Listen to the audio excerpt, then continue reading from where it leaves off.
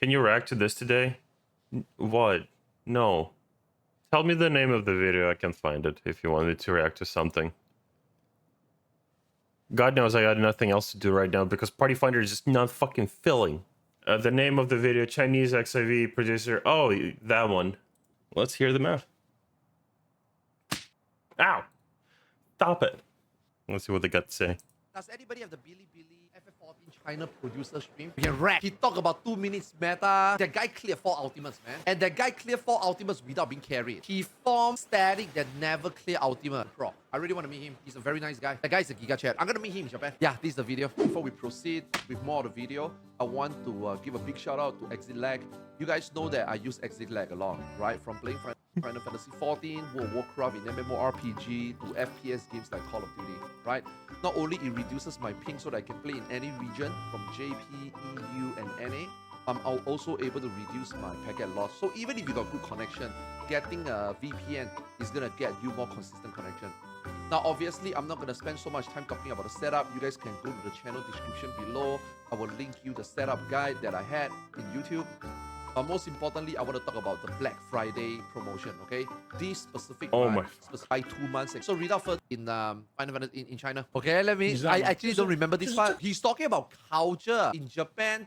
People always like to use like the Japan ramen industry as like a example. So they were saying like, you know, in Japan, right? In the ramen industry, right? Those people that open ramen store, they always like to show you how they make the ramen. And then when you go and eat in the ramen store, it's usually just a few flavors. It's not like there's a lot of ramen. At the end of the day, it's just fucking ramen, right? It's just ramen in different soup base. But they spend so much time emphasizing the craftsmanship of making the ramen. So to them, this is what they think is what appeals in their market. Ramen? What? I couldn't get what he's talking about. It's like there's only so many ways you can make ramen. But marketing will essentially work. Like if you specifically market craftsmanship, or you know how a lot of those commercials are like pretty much like, we do this with love. You know, the finest this made the pasta in your pack, and it's like the packaging is different to emphasize who spend more craftsmanship with their product. But the pasta is usually like more or less the same. Emphasizing craftsmanship is like in Japan society, something that they've really focused on. He says that Yoshi P actually is already not like that, not old-fashioned like that already. You know? Yoshi P is more open-minded. The way Yoshi P go around like developing Final Fantasy 14 is very different from, say, for example, some Chinese developers. When they make games in China, sometimes they look at other games and then they'll be like, oh wow, this feature in this game is really good. Oh my god, this thing that they have in this game is really good. That's how we ended up with Tower of Fantasy, and that game fucking ended up being dog shit because they took things from other games that were good and they made them bad because there's no craftsmanship. There's just like copy pasta thing. But like but mind you, some companies that will take ideas from other games, but they actually execute them properly, specifically like with the game dev passion in mind. It works. It works. They just steal that idea and they put it in their game. So they themselves don't have like any vision how to. Same with sushi. Yeah, it can be good, but man, is it overhyped at times. That is true. It's like, especially like for younger folks, it's like they're like, ooh, sushi, Japanese food. Ooh, I'm gonna get this pack of sushi from Tesco. I'm so hip and quirky. But it's like, to be fair, again, it's like obviously sushi for most cases like is definitely overrated. It's not like some TikTokers that will, you know, grill a fucking monkfish and, you know, make weird fucking sushi for content. I was in Japan in, what year was it? It was right after Iron Man 3, so 2014. It was a uni trip, and when you actually taste proper sushi, it's not gonna be, you know, that different from general sushi, but you feel that it's definitely bitter. Sorry, not bitter, but better. Like the quality of how they make their food there, specifically in front of you, as a craftsmanship, and you know the work discipline of a Japanese worker. It's like it will definitely affect the taste and the feel of the service. Final Fantasy 14 better as it stopped copying World of Warcraft. See, there's different ways of copying games, and how Final Fantasy 14 was copying World of Warcraft is they copied and learned from their mistakes. It's like learning from another company's mistakes is more or less also copying. It can be considered copying. It's like, because for example, good example, let's be honest, Torghast in World of Warcraft, their endless dungeon, the rogue dungeon, they definitely copied this from Palace of the Dead or Heaven on High at the time. Executed fucking poorly. The systems implemented with that dungeon in World of Warcraft, there's a reason people call it Torghast, because it became dreadful and not fun to do it so many times. Meanwhile, people still run Palace of the Dead. They're literally content creators whose whole shtick and gimmick is them trying to solo or carry other people through these dungeons, or create content, or get a high score in these dungeons. People have fun doing this content. While in World of Warcraft, most of the systems they try to copy from other games usually end up dead. Warfronts in BFA. Who the fuck is having a fucking coffee break and thinking, "Ooh, I'm gonna do some Warfront. I'm gonna do some Torghast in my break at work." It's like nobody does that. They have so many dead systems in the game at this point. It's just baffling. Like, when will they fucking learn?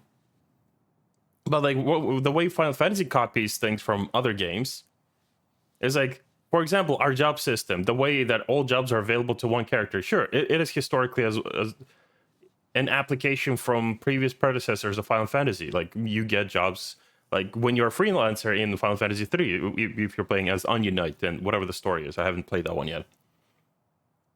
Where in World of Warcraft, people get tired that balance might make their class irrelevant, so they have to level up and grind a new fucking character, get that shit geared up as well. Meanwhile, we have all jobs available to us. Technically, they copied that idea and just made it fucking better. Multi-classing. Derivative works. That's how genres progress. Take good things from your predecessors and give it to your own twist. Rinse, repeat. Yeah, pretty much. Even in one of the interviews, how Yoshi P described his work is that he's not really good at original content, but he's really good at taking taking a product and bringing it to 120%. I don't remember the correct phrasing, but essentially how Yoshi P described what he's really good at is making a product better. Not just coming up with original ideas, but just making an idea better. And I definitely kind of understand that take, and I think it actually works with Yoshi P. I love being able to freely swap jobs in Final Fantasy 3. I haven't played that one properly yet. I need to finish the marathon. The game is gonna be. They just look at other games. This is good, that is good. They just take it and they implement it in their game. Whereas like for Final Fantasy 14 and for like Yoshi P, right? All these things that they put out in Final Fantasy 14 are things that they plan. They themselves do it, or they themselves also plan like very ahead. It's not like tomorrow you see World of Warcraft have it. We still need, we put in the next patch. No, right? Like Final Fantasy 14, the next patch is already being done maybe a year ago, Honestly, I don't think that's necessarily mean it's a good thing. That can also mean a bad thing, because this means that the thing you put out 1 year later could already be outdated. Okay, he was saying that it's not just us. Recently in the NA or in the Western community, we are like booming the game, right? A lot of people is like saying that Final Fantasy 14 is done, washed up, same old, not good. Every fucking game has that. Hold on, let me finish this sandwich. Because I have a take on this. All right, but he does have a point about that the game is dead, Doom talking a game. That's definitely a Western kind of culture. It's definitely like anything can become bland. That is true. Anything can be outdated and old. Like games that we thought were fucking phenomenal in 2010 are kind of bland and boring and janky in 2020, right?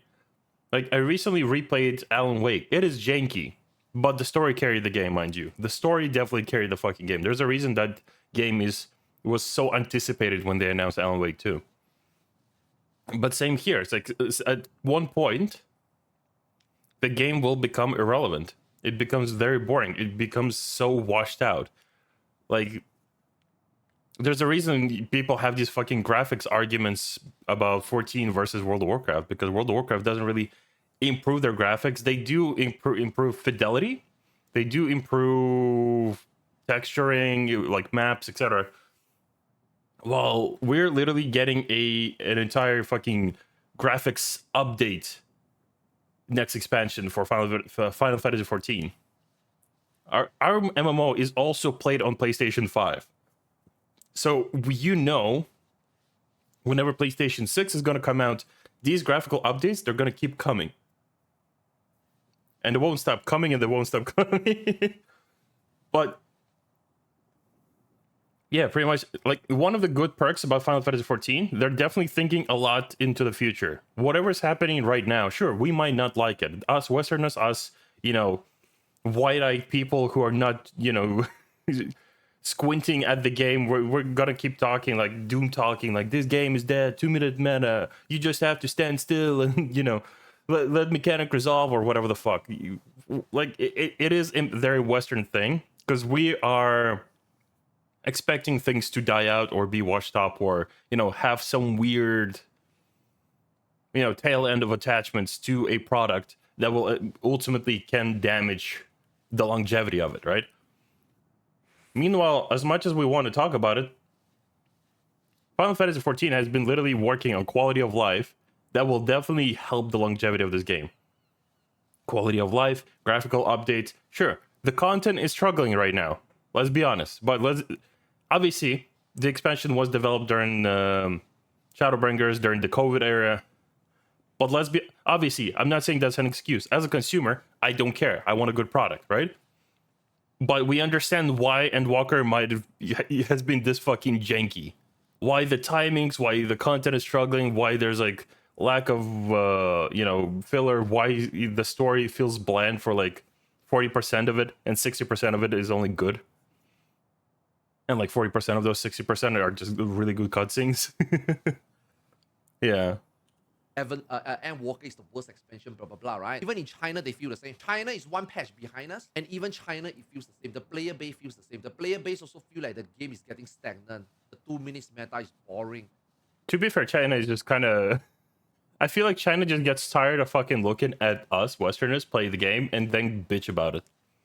So I do understand why China can feel like this way, because they're also going through the same content, but I feel like China, because they're like a major patch behind us, they're very much influenced by us, because the whiny Westerns, are basically just complaining too much about content or dealing with drama. Because like by the time Abyssus came out, I believe, yeah, so it's like, I believe Abyssus came out shortly after they had the expansion released. We had the World First Race, we had DSR happen, we had, other Criterion stuff. And then they had the expansion. Like, it's got to be a nightmare to be that behind. Hold on. All right, back to the video.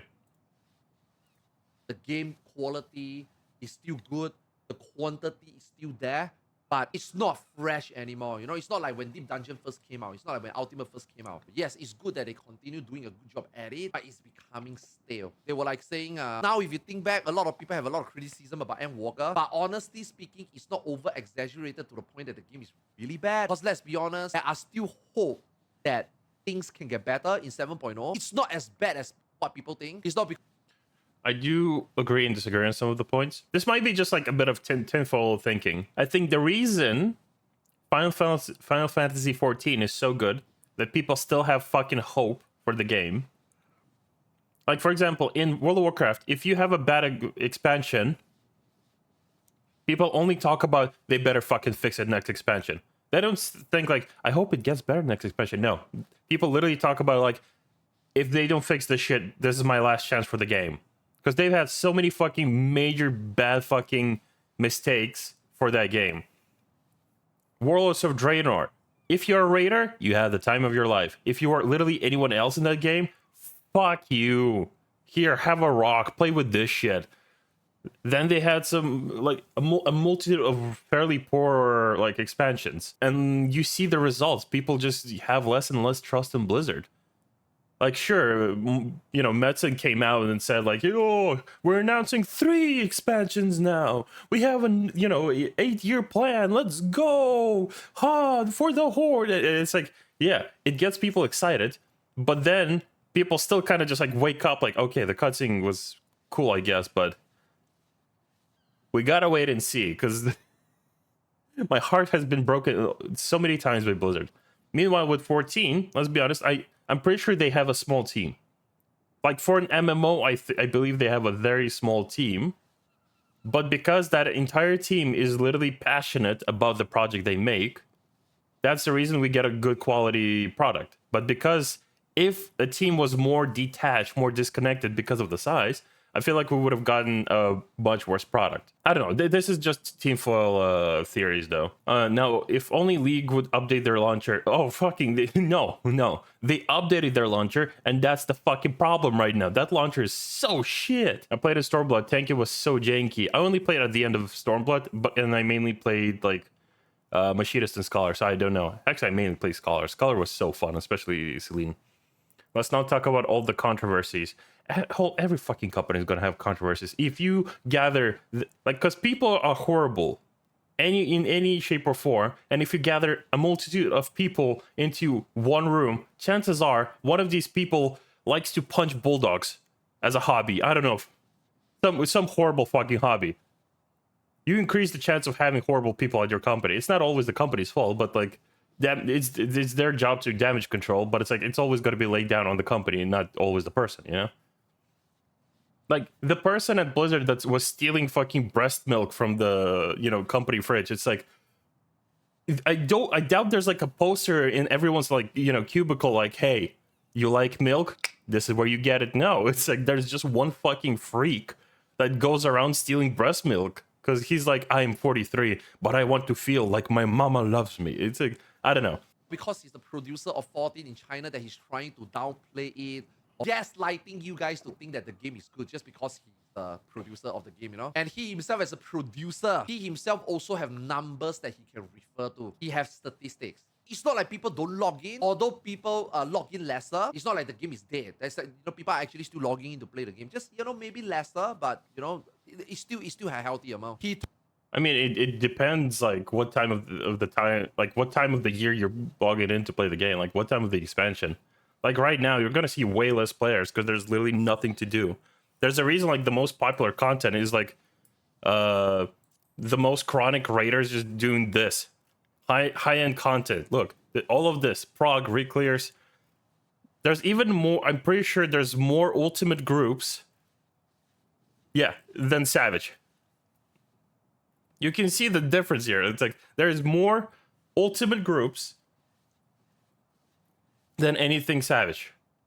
Because there's literally that's the content.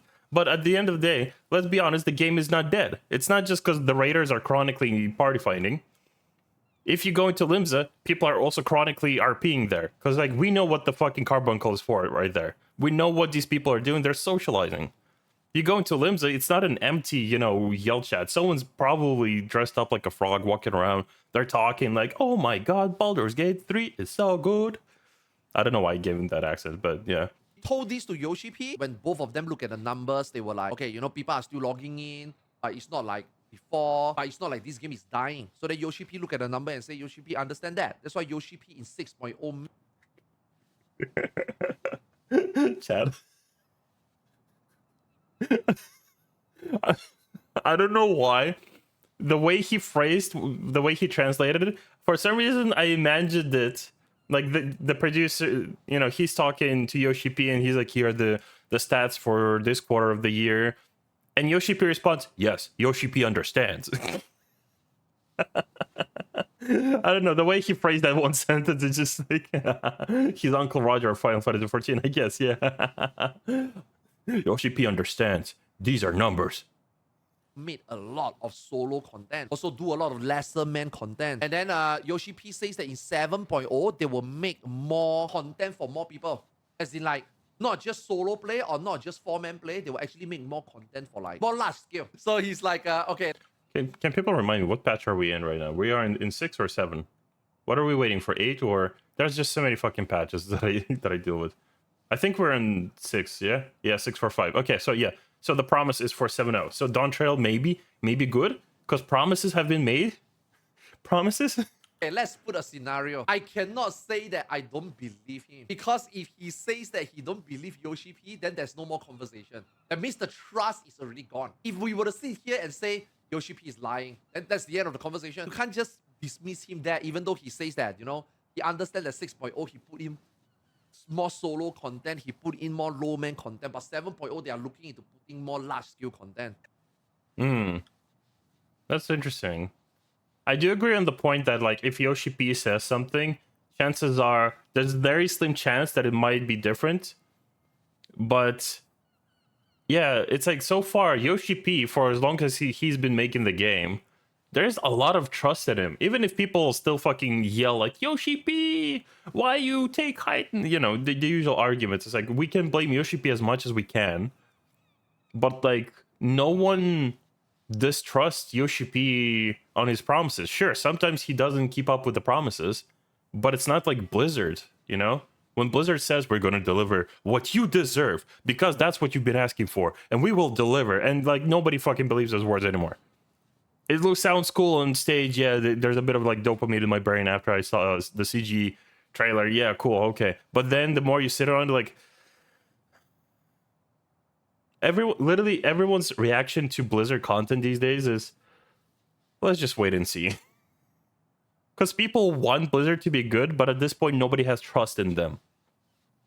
Like, everyone expects the next expansion to be Overwatch 2 again. That's the expectations of Blizzard these days, specifically from like the Western market. There's not really much of Eastern market left because, you know, they canceled their services in China for some baffling reason.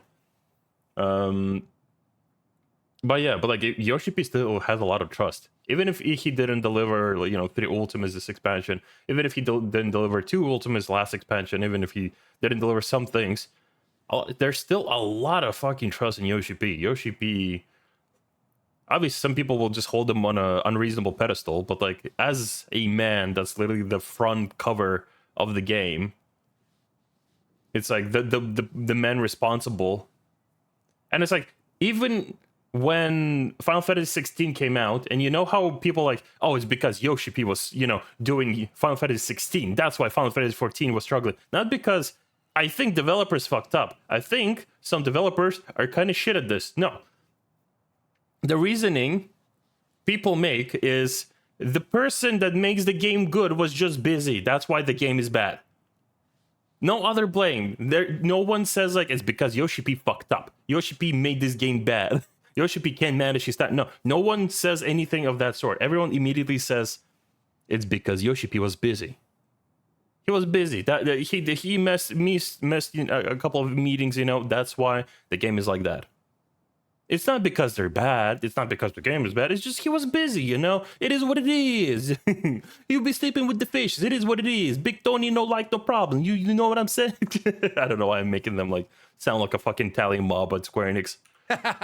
He's like, okay, I know that some of you guys may not trust Yoshi P anymore. Some of you guys might not believe what he says that is coming in 7.0 anymore. But as a producer of Final Fantasy 14 China, even though my credibility probably don't mean shit, but give me some credit, be on my side, try to believe Yoshi P for once.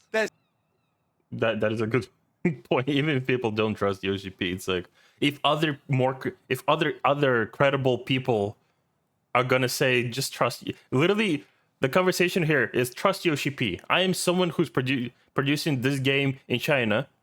Trust this man. Trust this funny man in Japan that dresses up really well and has really cool rings. Trust him. It's still a Tokyo Fan Fest, you know? Don't lose hope on Yoshi P yet. So the previous producer, which is his boss right now, when the previous producer was a producer in 3.0, he actually foresee that some of these things can happen already. But because he himself as the producer then, he saw how fucked up 3.0 was. The other day when Zeno was watching the video about Heavensward versus Endwalker, during that time, I didn't know that Heavensward was that bad. When I first started streaming, I was in JP. And for you guys that been watching me since day one, right? JP wasn't dead at all. I remember I was able to park, leaving Liquid 18 hours a day. I was doing Living Liquid 18 hours a day for 7 days straight. I really wanted that week clear because I was streaming it. I was streaming 18 hours a day. It never occurred to me that Heaven's Word was dying. So then when Xeno... See what I mean? Everyone's gonna be, you know, talking about like, oh no, the game is dying. The game is dead. The end is nigh. Meanwhile, the people who are raiding are just still in party finder. They're just vibing. They have like their top 10 Dermot Kennedy playlist going there like, ah, yeah, let's go. Lift me up if you love me. Dance. And the video, the guy in the video where I was talking about how bad Heaven's Word in NA, right? And I was asking Xeno, is it really that bad back then in NA? And then Xeno is like, yo, you should have played in NA, man. It was a graveyard. I'm like, really that bad? I didn't know that game was that bad back then. Again, it's mainly us Westerners that are just used to the product being a fucking failure. It's just us Westerners. Like, a good example about how is East and West perceive some things. In East, do you know where tax dollars are going? Do you know where tax dollars are going? I recently learned that they have, for winter times, they've built in these specific little water taps into the roads that will start spewing hot, warm water to melt the road so people can actually walk there. What the fuck? I want my tax dollars to be spent on that shit. What the fuck? That is so useful. Meanwhile, in the West, my tax dollars, everyone's complaining about where their fucking tax dollars are going. And it's usually towards the military or some other wacky fucking nonsense. No one knows where the fuck their tax dollars are going anymore over there. Here in Europe, fucking, we don't know either. We just pay taxes just so the IRS doesn't fucking touch us.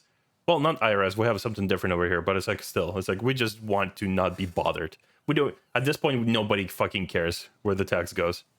Because in JP, it never occurred like that. So now, understanding the NA context in 3.0, and then now listening to him and the previous producer before him, talking about how 3.0 was so fucking bad and they survived. The previous producer says that if the game can survive 3.0, it doesn't matter in the future whether this game becomes stagnant or not, this game will be fine. So then he's saying that, you know... That is actually a very good point. If there was a bad expansion in this game, and people do say it's Heaven's Sword, though some people say it's Stormblood as well, but it's like still, recently there has been a lot of like argument about like, you know, everyone who says like the game is dying, everyone is immediately comparing it. No, you know what, when the game was dying? Over here in Heaven's Sword, see, that's when the game died. Right now, it's not dying. I don't know. The arguments are really weird these days. But it's like, that is a good point. So far, this game has had majorly one bad expansion. According to other people, mind you. I have not played during that time, so I can't really confirm. But according to other people, like, this game was specifically dying during Heaven's Sword. World of Warcraft... Oh yeah, freaking 1.0. That's also when the game was dying. In World of Warcraft, the game was dying during... Cataclysm, Worlds of Draenor, Pandaria, BFA, Shadowlands.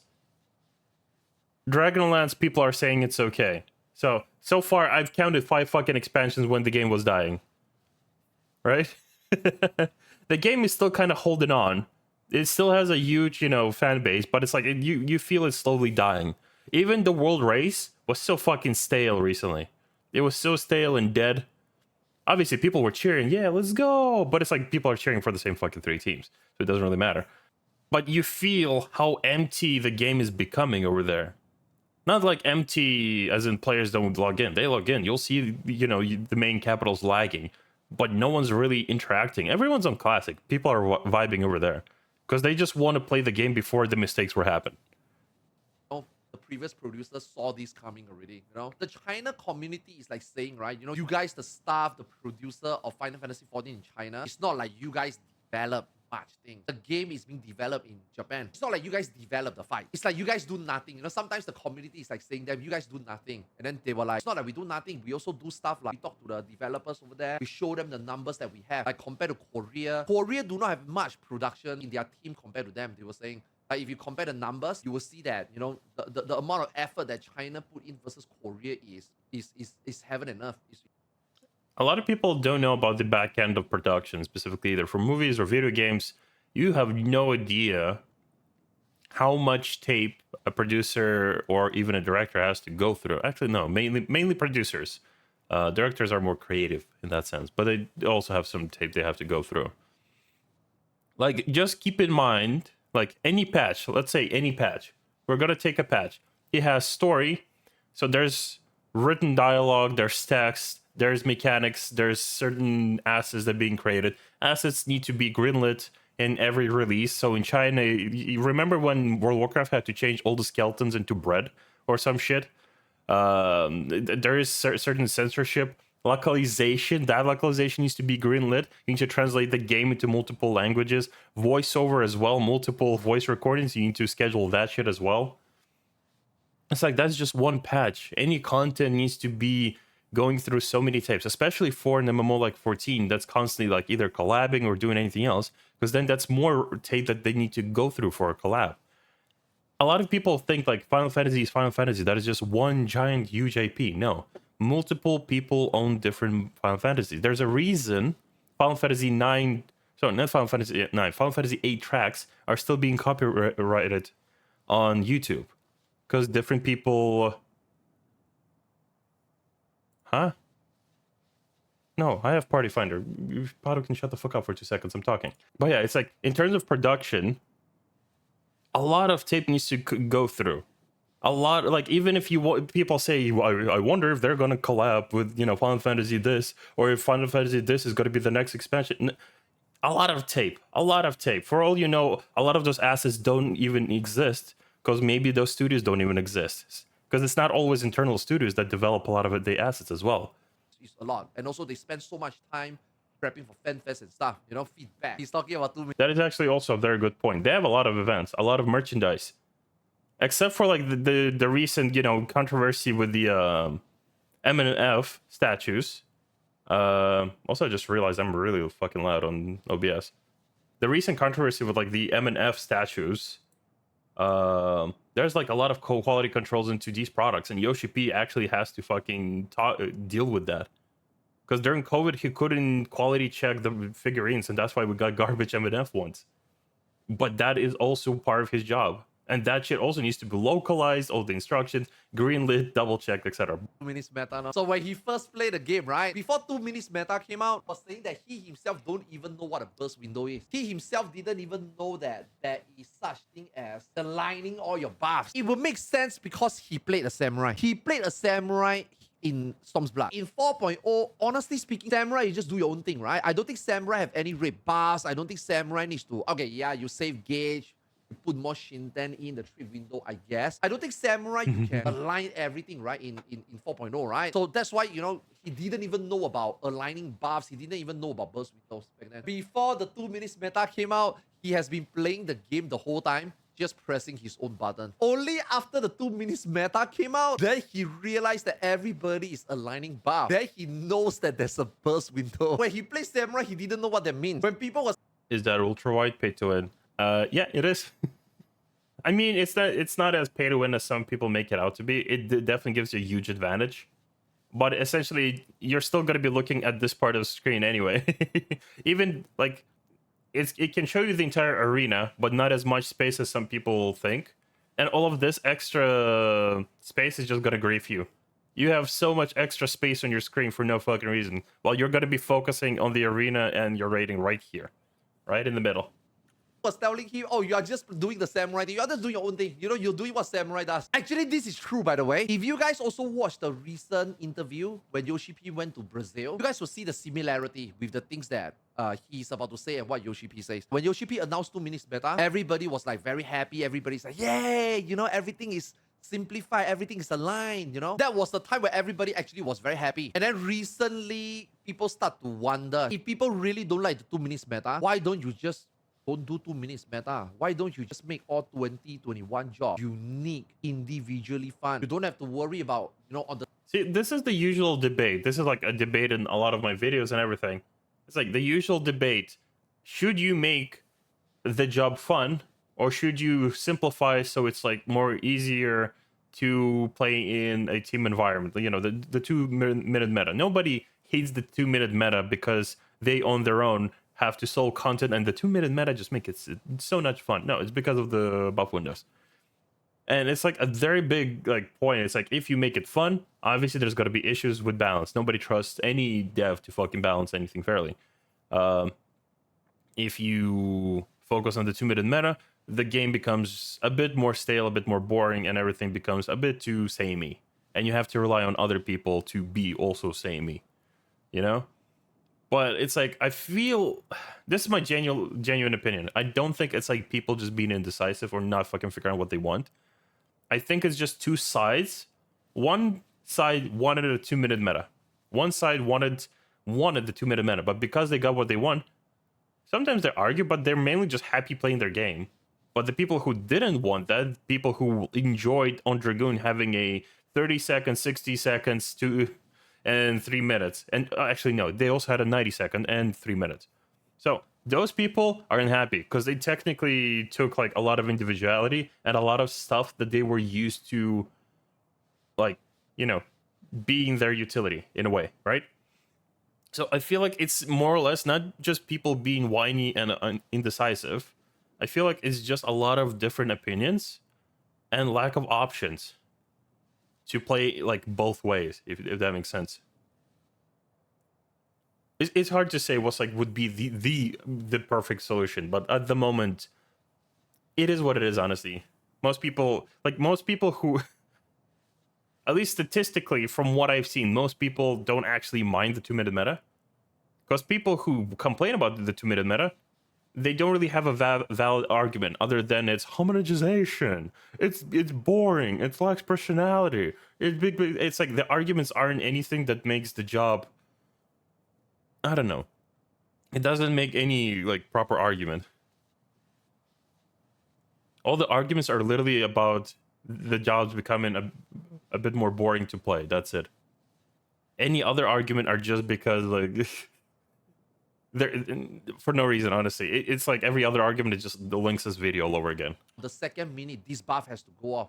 Why don't you just make rotation fun? And then your DPS is just that fixed figure. It's easier to balance the fight, and then the job has its own identity. The job is fun by itself. You don't need to worry about, you know, bringing red buffs. Why don't they just make jobs like that, you know? He thinks that this type of discussion is quite interesting. Rather than like saying that you should take it away, why don't you come up with a suggestion? Why don't you say come up with another way to play, you know?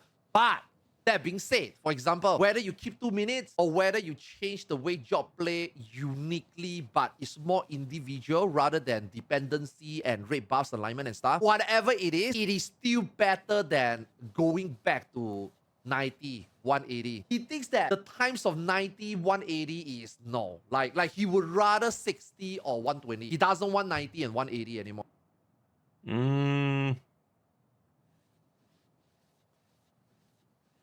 Yeah, I agree on that. I agree on the point of like having 1 minute and 2 minutes.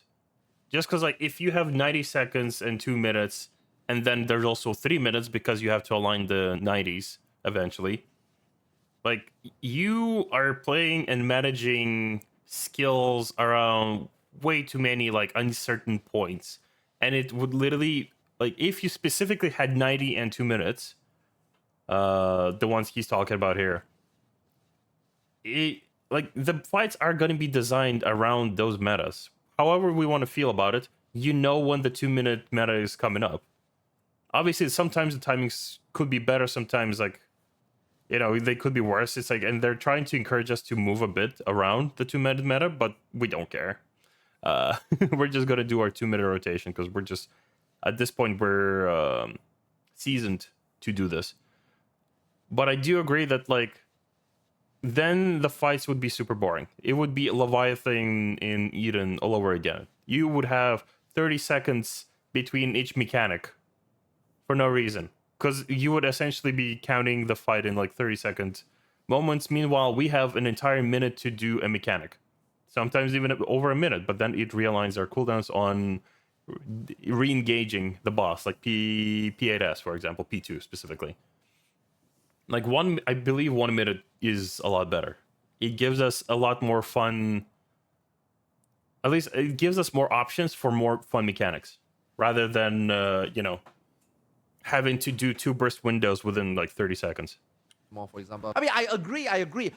Dude, 90 seconds are the worst. If you play a warrior back then, Oh, yeah. 90 seconds are the worst. Now, I'm not sure whether you guys remember this. When Trick Attack was still a party buff, Reaper and Red Mage was fun. In fact, more jobs were fun when Trick Attack was still a 1 minute buff. As a Reaper, right, I would hold an Enshroud for Trick Attack. As a Red Mage, I will hold melee combo. When Trick Attack was a 1 minute buff, I think that it was more fun. Actually, to be honest with you, I never understood why they needed to make Mark the new trick. From that point on, because I was a main Reaper and a main Red Mage, right? From that point on, I was like, bro, playing Reaper and Red Mage is not the same anymore. And I can only imagine tanks probably miss Trick a lot. But overall, you know, he still thinks that 60 and 120 is better than going back to 90 and 180. He thinks that if you guys think that 120 is bad, and if you guys think that going back to 90 and 180 is a solution, it's not the solution. There's no point going back. He thinks that uniquely make all jobs fun to play in its own way without dependency is better for the game. If you want to remove 2 million. TLDR, if you need 10k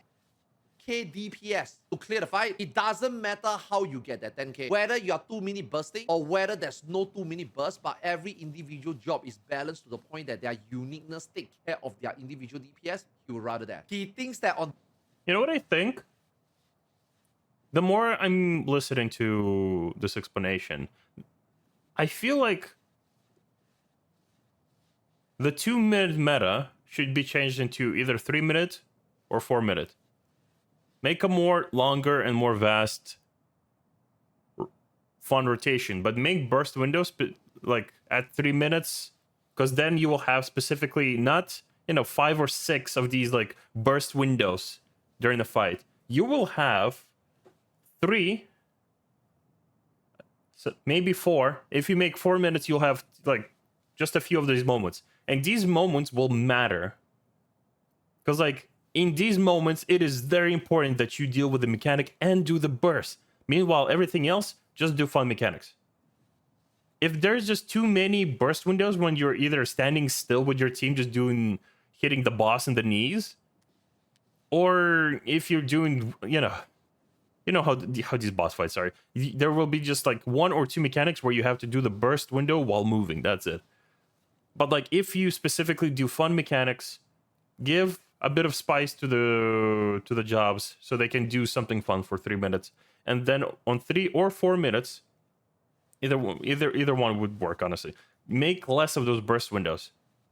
Make less of those burst windows, because that is, I think, is the main issue, is that people just don't have fun. That they're doing their rotation and then they know, okay, 2 minutes coming up, I have to do this fucking thing. I am obligated to do my job. Every 2 minutes, I have to go. It's like, you know, to do your job properly, you have to report to your boss every couple of hours. If you have to do this every couple of hours across like a 10-hour shift, fucking pointless. And it's like, because it's so common to do that, like, you know that 3 out of 5 of the, like 3 out of 5 or 3 out of 4 of those like specific meetings are going to be like, nothing new happened. Okay, cool. Go back to work. Fuck. Same here. I think these burst windows need to be a bit more rare. I don't mind the, you know, homogenization or like where everyone just has to do bursts at the same time. Make less of those bursts per fight. Make more fun mechanics, but make less of those fucking weird bursts. Not 2 minutes, make 3 or 4 minutes. Hell, make it 5. Make it 5. At 5 minutes, you get a super fucking buff. Make it that we can also get a LB, like LB2 or LB3 by 5 minutes as well. It's like, make that a really cool fucking super fun gather with your team for a buff window. Make it feel like it matters, okay? But because we do it like so many fucking times per fight, it's like, it is what it is, I guess. Oh, you know, just gotta go buy some bread, eggs, and my burst window. You know, fucking, it feels so menial, you know? Or take it into consideration when designing the boss better. That also matters, yeah. On the topic of job balance, he think honestly this is a people's problem. Balancing the game, right, is a world level problem. It's like, basically what it means is like, it's more of a preference. It's more of how the player play the game. It's more of how the community perceive the game should be played. It's not just balance. It's not just this job, this game, this fight this comp should do this number. They balance it this way, but at the end of the day, how the balance is perceived, it's the people. A lot of players say, right, they wish that their job, the system of your whole job, 又有趣 you want the job to be fun, you want the job to be balanced, and you want the job to be in depth. You want to fulfill all these 3 points so that everybody is happy. It's impossible. Now, he say this as a player. He's not saying this as a producer. He's saying this as a player himself. If you want to make all 21 job fun, in depth, and balanced, it is impossible. Homogenization is actually the better solution. And honestly, if you go and compare to the other game balance, and this is true actually, he says that if you compare Final Fantasy balance to other games, Final Fantasy 14 actually did pretty well. Now, that is true. Have you guys played World of Warcraft? World of Warcraft is never balanced, man. Remember how we brought up so many World of Warcraft problems just before? Look where we end up. You know what mistakes 14 is copying to learn from. You know what 14 is looking at to specifically learn from. We may not like it 2 minutes here, but chances are those 2 minutes were... Whatever the issue around the 2 minutes and World of Warcraft, that's way worse. Every week, you are playing a different job. Every week, you need to change talent. Every week, you need to find what's good for your class. Every week, a specific class is preferred over the other. Every week, WoW logs show different information on which is the better Mythic Plus and raiding classes. So he's comparing League of Legends. If you want the What? League of Legends. entire roster of League of Legends to be balanced is impossible. In fact, right, even if he's being generous, if you want 50% of the roster to be balanced that they will be picked, it's already impossible. Like, say That is a very good point. Because of the amount of fucking champions, and they keep really... At least, like, right now, they have chilled the fuck out. They have chilled the fuck out. Balance does not exist in League. They have chilled the fuck out. They release, like, around 3 champions per year now. Which is way better. Way better, because like in the like season 4, season 5, or like all the way to season 8 or 9, they basically at one point, I think until Zyra, they literally released a champion every 2 fucking weeks. Every 2 weeks there was a champion, had 2 skins, and was already breaking the meta. Every 2 fucking weeks. That is mental. For a long time, every 2 weeks there was a new champion. Ari came out during that time. Fizz came out during that time. Any time, 2 weeks and a champion. Patch notes happened every week, but the patch notes were so chaotic to the point that even the devs sometimes would just mess up the patch notes, or would not like deploy a certain patch. Like for example, I saw this in one of the like discussions recently. At one point, Vlad was really strong, but they announced in the patch notes that Vlad's the skills are gonna be nerfed, like the slow on his W, the heal on his Q, something, his movement speed, etc. got reduced, right? Win rate pick went down. Pick rate went down. Everyone is literally talking about how fucking busted and unplayable Vlad is. You know what happened? They forgot to deploy that fucking patch. Vlad never got fucking nerfed to begin with. But people immediately fucking jumped on that because that is like the environment that has been like produced in League. So it's like, yeah, it's like the perfect balance is impossible, but we need to like specifically focus on things that either more fun or actually no, just fun. Give me something that's fun. Same for Overwatch. It's the same for Overwatch. It's the same for Rainbow Six. I mean, fuck, it's the same for FPS game when you choose guns. If you play Modern Warfare, even though Modern Warfare got 100 guns, how many of those guns are actually used? And all the meta sweaters are going to use the same SMG. They're going to use the same sniper rifle. They're going to use the same AR. When you play Dota, when you play League of Legends, the same as big as the roster is. Not because the other class are shit. It's because you want to try to achieve the 3 points he say, right? Balance, fun, and in-depth is impossible. So like to him, right? When he play those other games, right? Like MOBA game, right? You know, when they have patch notes say, this hero get this much potency buff, that hero get that balance. When he played those games, right? Even though they balance it, he never really feel it. Or maybe because his level is not that high. Maybe Chad, want to know why Dota is fun to play, why it's such a popular and international sport at this point. Why is Dota, that was released before StarCraft 2 and is still alive after StarCraft 2 died? I don't believe StarCraft 3 is going to revive the franchise, but like Dota 2 is still alive and it's wonderfully saturated with players. People love that game. Obviously, it's very filled with Russians and, you know, toxic people. But do you know why that game is fun? Because for longest time, I don't know, I'm not aware of the patches right now. Obviously, the cosmetics, the players can design cosmetics and make some money off of it by, you know, submitting it to Valve. But on patch notes, for the longest while, they release patch notes like every 1 year, every half a year. Until then, play. That's it. We're not going to fix anything. We're not, you know, unless there's like an emergency. Otherwise, you get one patch and you fucking live with it. There's no meta or anything, but they make the game as broken as fucking possible. If all heroes in that game are broken, then you don't need the balance. You just need to find the most fun broken build. Because I promise you, every fucking hero in that game is able to carry a game. Every hero can support, every hero can play a carry, a mid laner. It is... Every hero, if you're skilled enough, can also jungle as well. Some of them do it better, but some of them who are just skilled enough to do it, and they can get an advantage through it, it works. The game will always be as broken as fucking possible. Some of those like skills in that game, in other games, fuck.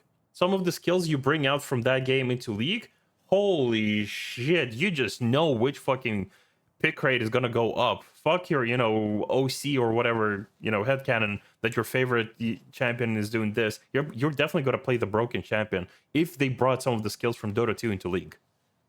His MMR is not that high. He never played at that level, so he never really feel the balance. Whereas in Final Fantasy 14, he can. When Final Fantasy 14 balance all the job or keep all the job as close as possible, he actually can feel it. He thinks that without Kaiten, he definitely felt it. Hey, why the fuck do you guys keep talking about Kaiten? Does Kaiten really make Samurai stronger?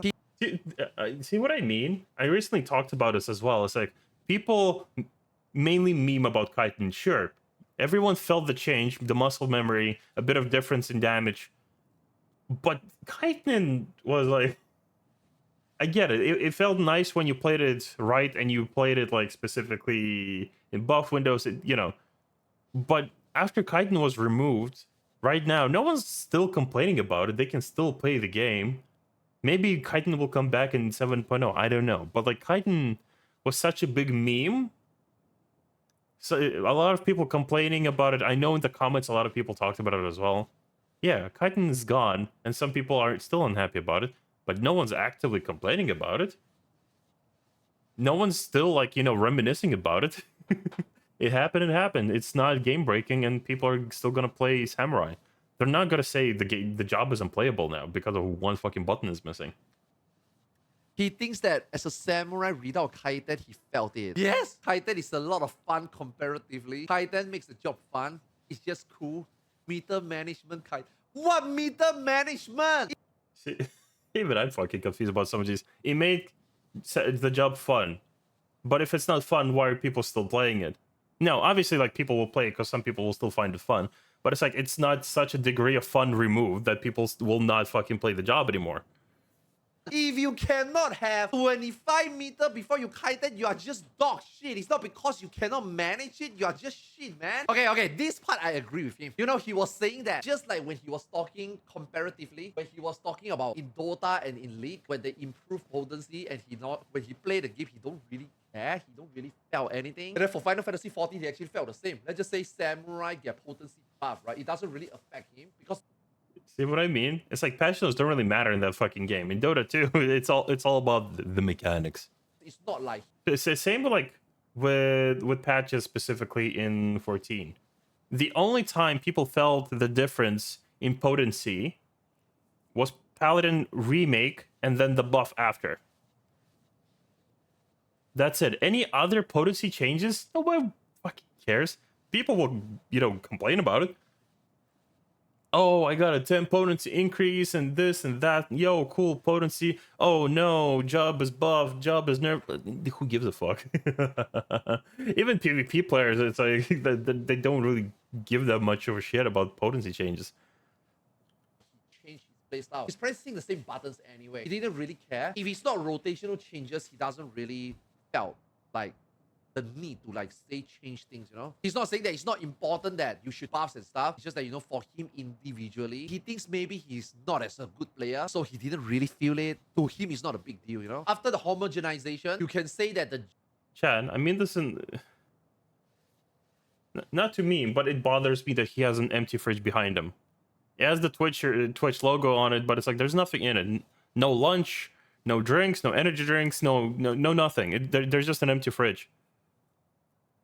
Does he have anything in his fridge on his stream these days? Because I don't know. It looks so lonely.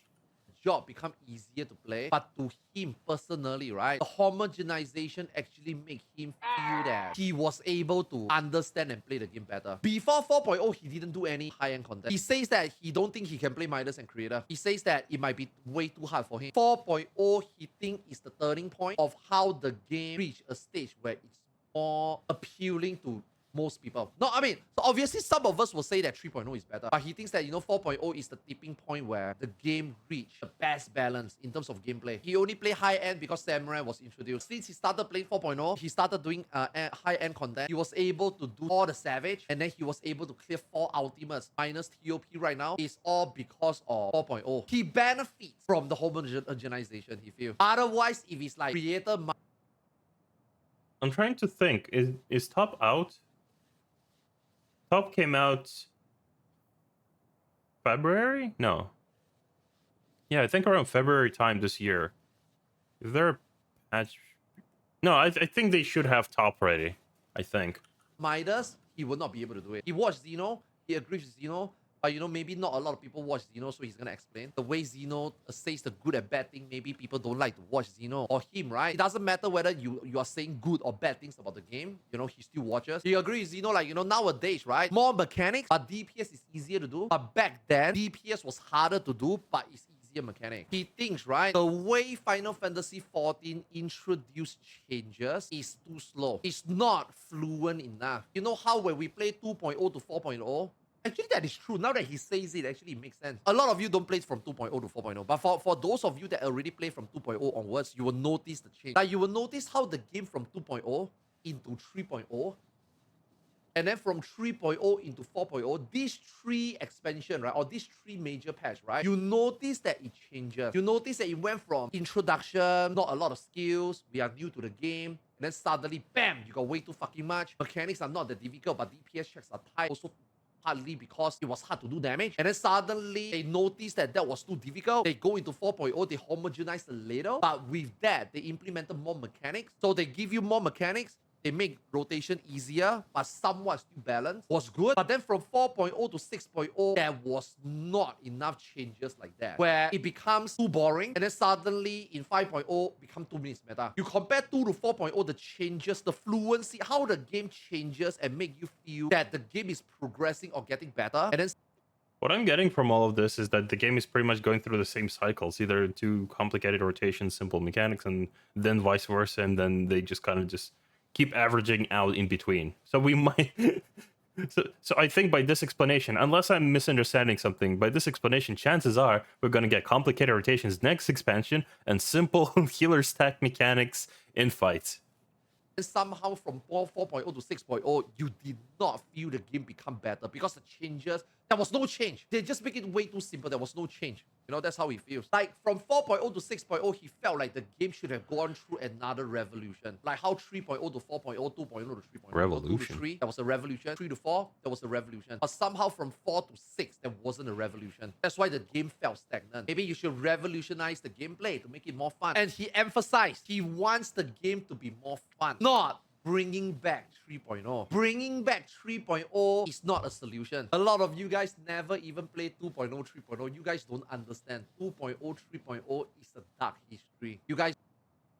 Chad, at this point, it's a really vicious cycle, because even like a lot of these players and a lot of people are specifically like talking about the current issues instead of like specifically bringing up some solutions or like I would do it this way, I would do it this way. For some reason, most of the arguments these days are just like, man, I am not a fan of this because in the olden times when you had to fist bump a bear just to send a Mughal mail, it's like, and it's just like they keep bringing up Heaven's Sword, Stormblood, Heaven's Sword, Stormblood, ARRs, Heaven's Sword, Stormblood, Shadowbringers maybe, but Heaven's Sword, Stormblood.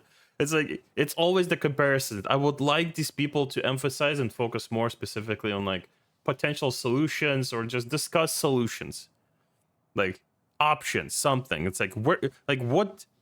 Obviously, I understand. Maybe the producer is just kind of talking about this.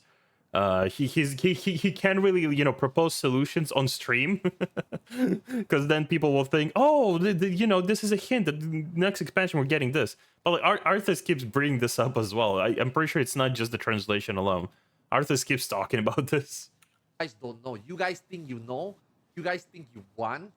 But the reality is this game cannot go back to 2.3.0. It's a dark moment. So he agreed with the viewers. Despite that being said, 6.x series, the job should have changed. You look at the 6.x model, it's way too long already. Basically, the 6.x model started from 5.0. So you got two expansions that your job played like the same. And in some cases, worse. Summoner, Gunbreaker, Paladin. You go from 2.0, 3.0, there was a good change or bad change. 3 to 4, there was a change, good or bad. 4 to 5, there was a change, good or bad. 5 to 6, nothing. So he personally, as a player, he agreed that in 6.0, it becomes too stagnant already. You can't just say like homogenization or balance is what they should be focusing on this game. This game is not a try-hard game. This game is not a min-max game. Now, I do agree on that. A lot of people will specifically think that this game is catering to the Raiders. A lot. Though, to be fair, that's a lot of games. Because mainly, you know, the Raiders are a very small percentage of any game, however you want to feel like. Whatever statistic you know other people will take out, Raiders are always going to be the small percentage of MMOs. And because it's a video game where you know the main goal is to hit something until it dies and it gives you loot. Obviously, that whole concept of game is going to be like specifically labeled towards the Raiders by the more casual community. So a lot of people think this game goes through these changes specifically for mid-max purposes. But I do think that the game needs to change towards the more fun direction. Make things fun. Fuck the balance for like a couple, like just for one patch. I promise you, people are going to be big fans of this if you just say fuck the balance and just make rotations fun, exciting. Fuck the balance. Sure, try to get it like more or less close to each other, but like for one patch, I promise you, people will thank you just because they want to play a game, and people play video games to have fun, right? Like Vampire Survivors, I'm not playing Vampire Survivors because I'm just, you know, enjoying, you know, the fun and balanced mechanics where I need to dodge, you know, targets while DPSing them. No. I play Vampire Survivors because I can make the most batshit fucking build and destroy everything on my screen while creating, you know, epileptic seizures worldwide through my stream. But for MMOs, obviously, I understand you have to keep in mind, like, there are a lot of people playing this game. At least, like, 5, maybe 6 people. Maybe there's, like, a person in the next room that is thinking of playing this game, right? So you got to think of multiple people who might want to play this game. I understand that. But all of these people would also like to play this game for fun. We would like to have fun. now that is true. That's why I always say, right? People who min-max this game, I wouldn't say it's bad, but sometimes I felt bad for you guys, really. Right? Out of all the other games that I ever played, right? This game has the least try-hard factor. Fucking Lost Ark got more try-hard factor. That goes into your honing, your engravings, your stats, your quality of your accessories. You know what I mean? World of Warcraft. Your credit card score as well. I know. Oh fuck! I know. I've read up on this a bit. When Lost Ark rating scene started booming a bit, a lot of people specifically needed, like, you know, paycheck information as a requirement To be fair, it's like it's essentially Reddit stories or just word of mouth. I cannot confirm these stories, but it is funny for me to imagine that it is a possibility. People ask for your paycheck numbers as a requirement to raid with them, so they could know how much you can invest into your character for like for specifically raiding purposes. Craft PI, you get your buff. You play the meta class, you pad the ads. Like other games that is min-max value, Final Fantasy XIV is not really made for min-maxing. This game is meant for you to just play generically, get the job done. It's fun, it's kind of balanced, everybody's happy. This game is not made to min-max. I do agree on that point that this game definitely is not for, of finding the perfect meta. This game is definitely trying to encourage people, all people, to specifically be able to play everything. Just not gear everything, play everything, okay? Let's be clear. You want gear? No. Yeah, but like there is availability, there's options, and every job is viable to help you get things done that the game is throwing at you. But people will still find a way. People will find a way. They will find kinks in the netcode or, other things. Like, the whole... Like, if anyone's seen Momo's group, for example, when they speed kills things, they will take off their gear first, get low health. Then once the pull happens, they will put on their set, their biz set, so that they can start the fight low HP. On the first raid wipe, they generate almost an entire LB3. Some people will find a fucking way to min-max the shit out of this game. But the game isn't really, made for that. So I kind of get this point, yeah. I think he's referring to the Link's video. He says that recently he's been watching some videos, he's been watching some streams. There is a few shit talking about the game that he does not understand. For example, I hope it's not my videos. God, that's gotta be embarrassing. When you say Final Fantasy only got Dynamo Chariot, you can't just say that Final Fantasy XIV is just a game where you do Dynamo Chariot, stack or spread. This game is not like that. I mean, obviously the game is not like that. There's like multiple mechanics every raid tier that come in and make fights unique. Unique, not exciting or fun, unique. Some fights are unique and exciting, like P10S. I like the mechanics in that fight. But on some parts, it's pretty much that. Initially, other than unique mechanics, like 1 or 2 per fight, everything else is pretty much the same. So it's like agree or disagree kind of thing. Hello, Namaria. Because it's like, how many healer mechanics do you guys know? 2. Keep raid alive, stack on healers, and it doesn't require actions from you. You just need to stand and let everyone else cuddle you up, right? So it's like, essentially, you can summarize most of the mechanics in this game. Like, I can see the point, but I agree and disagree with it. Because, like, you can summarize all mechanics in, like, 8 mechanics, like spread, in, out, light parties, frontal, cleave. Like, soak, dodge, stretch the tether. It's like all the mechanics become really, really. There's throttles and T. Yeah, that's what I mean. It's like some mechanics will have uniqueness, but there's very few of them. There will be a lot more mechanics based on the same fucking few, like the 8-9 mechanics that every fight has. Every mechanic has spread, stack, healer mechanics, tank mechanics, and those healer tank mechanics are pretty much just the same. Tank needs to position and not die. Healer needs to heal and position, and essentially the rest of the mechanics are like spread. There's a reason we have so many general terms for a lot of these mechanics. Twister, it's like, sure, on some dungeon you know which one. Twister means something different, but on every others, if someone calls out in your raid group Twister, everyone immediately either stacks or spreads, or tries to move at the end of the cast. Immediately, everyone's like, PTSD hits in, like, immediately, just like full trust. Twister, okay, I need to dodge, bam. Stack, spread, or someone starts, referencing other mechanics. Sure, enumeration, rot, Nisi. Twin Tanya has entered the chat. Oh no, no, not again, not again. I'm not going back to jail.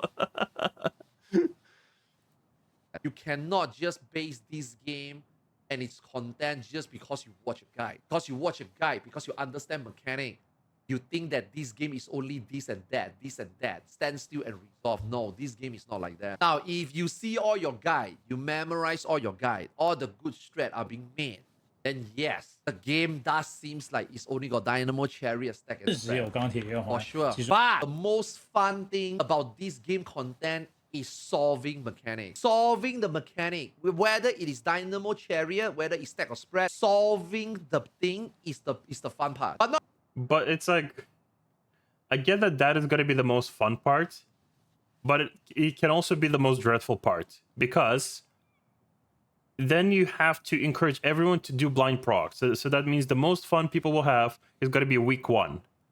Week one, if you go in with your group and you do long hours in your raid and you try to solve all these funny, mechanics. The other issue is that a lot of these blind groups, if they don't clear it, week one, they're clearing it like half a year later. Like for example, Drax group, they recently cleared P12S. They've been doing it for a very, very long time. And I'm pretty sure at that point, even they were bored doing a fight for so fucking long. Like, doing a tier for so fucking long can just fucking drain any fun out of you. So it's like, doing blind is not always the option. It's like, it shouldn't be the encouraged way to enjoy content. Like, the content should be fun without you needing like a manual how to specifically enjoy it. If you're gonna have more fun doing it that way, I guess, sure, why not? But I would like to just have fun playing video games. And like the whole argument, then just don't play this game, play something else, play Alan Wake 2. I am playing Alan Wake 2, but I would like to play the fucking game I play monthly for. I would like this game to actually, encourage me to have fun during the content they make, and not just like, no, you can have fun, but only in this way. Not everybody can experience that, obviously. Not everybody will feel that. He himself is not someone that blind proc. So for his POV as a player, right, when he got the strat and he execute, he does agree that it's still Dynamo Chariot, it's still stack and spread, but he feel like this game mechanic is designed in a way where even for his situation where he's not blind progging or solving mechanic himself, he still thinks that the game is alright. It's not that bad. It's not that boring. Okay, I think he's talking about frontline. One thing that can improve, you should make a couple more maps. Put in more development time into like How did we jump from raiding to frontline now? I mean, I don't think I'm going to add much for frontline, but mainly just because I barely play PvP. I just complete the battle pass and I kind of fuck off unless I'm really, really bored. making the maps is going to be beneficial to the people that play frontline. He thinks that, like he said earlier, right, this game is not min-maxing. So like frontline, right, actually suits Final Fantasy 14 community perfectly, because it's not try-hard. It's not like 5v5 crystalline conflict that you have to play at your best. When you go to frontline, it's just for fun, right? People just want to do for the rewards, right? When you play 5v5, if one of you play like shit, it's obvious. He thinks that, as a Final Fantasy generic player, when you play frontline, you just stand down there, you walk around, you pretend to be involved, it's still fine, But in 5v5 crystalline conflict, you cannot fuck around. 72-man PvP is fun, right? You see so many people around, right? It's fun, right? When you play frontline, it's more relaxing, it's more casual, you see a lot of people. I do agree that frontline is definitely a lot more casual compared to crystalline conflict. I do believe, I do agree that like they need like a whole PvP overhaul for like the frontline and the other modes that are in PvP that are just not being fucking touched ever.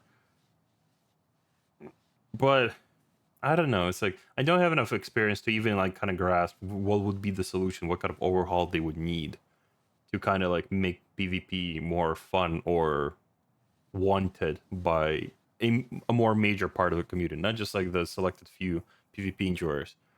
Because let's be honest, PvP community is unreasonably small, and they're already doing most of the work trying to promote the PvP mode, while Square Enix kind of helps, but not enough to make a proper like change for it. People, you feel good. Like if it was given to him, if he's the producer, but obviously he's not, you know, he will focus more on frontline. He would rather do balance. Hey, I remember doing both every day. Frontline was MSQ Roulette 2.0 for me when leveling alt. It's a ton of experience daily. I get that, but you go there for the reward. You do it once, you get your experience. Are you gonna do more? Did you have fun? Are you gonna go hang out with your friends in Frontline? Are you gonna go hang out? You gonna do some fun stuff in Frontline? Any cool strats? Any fun builds you can do? No? Yeah, okay, cool. I'll go play League, I guess, for my PvP dopamine. Sometimes, but rarely. Exactly. Even I'll go into Crystalline Conflict for funsies sometime. Because it's like, it's a good, like, 5-10, like, minute match just to fuck around. If you're waiting for, like, raid or something, it's like, you can do it. I don't mind it, but it's like, I'm not really big on PvP. I can have fun in it, but sometimes I don't know. It's like PvP probably just isn't clicking with me, because I know some players are just really, really big on F14 PvP. Based on frontline and not based on 5v5, because like in 5v5 the try-hard factor will be the cutting edge, whereas like in frontline it's more casual, right? People need to have more fun, right? You know, all this balance that Yoshi P done for Crystalline Conflict kind of affect the way you play frontline. Now I don't play frontline, so I'm not sure. He thinks that 5v5 is great. Now that you already revamped your 5v5, yeah, let's leave it as it is, right? But for balance, right, you should balance via frontline, more large scale people. You know, he himself also play 5v5, he also do Crystalline Conflict, but it's not something that the try hard is not something that people really want. He says, I do. Yeah, I kind of see that point, because sometimes the balance is really weird in that game. Like the clarity, obviously they're working. Such devastation. This was not my intention. I kind of get what he's talking about.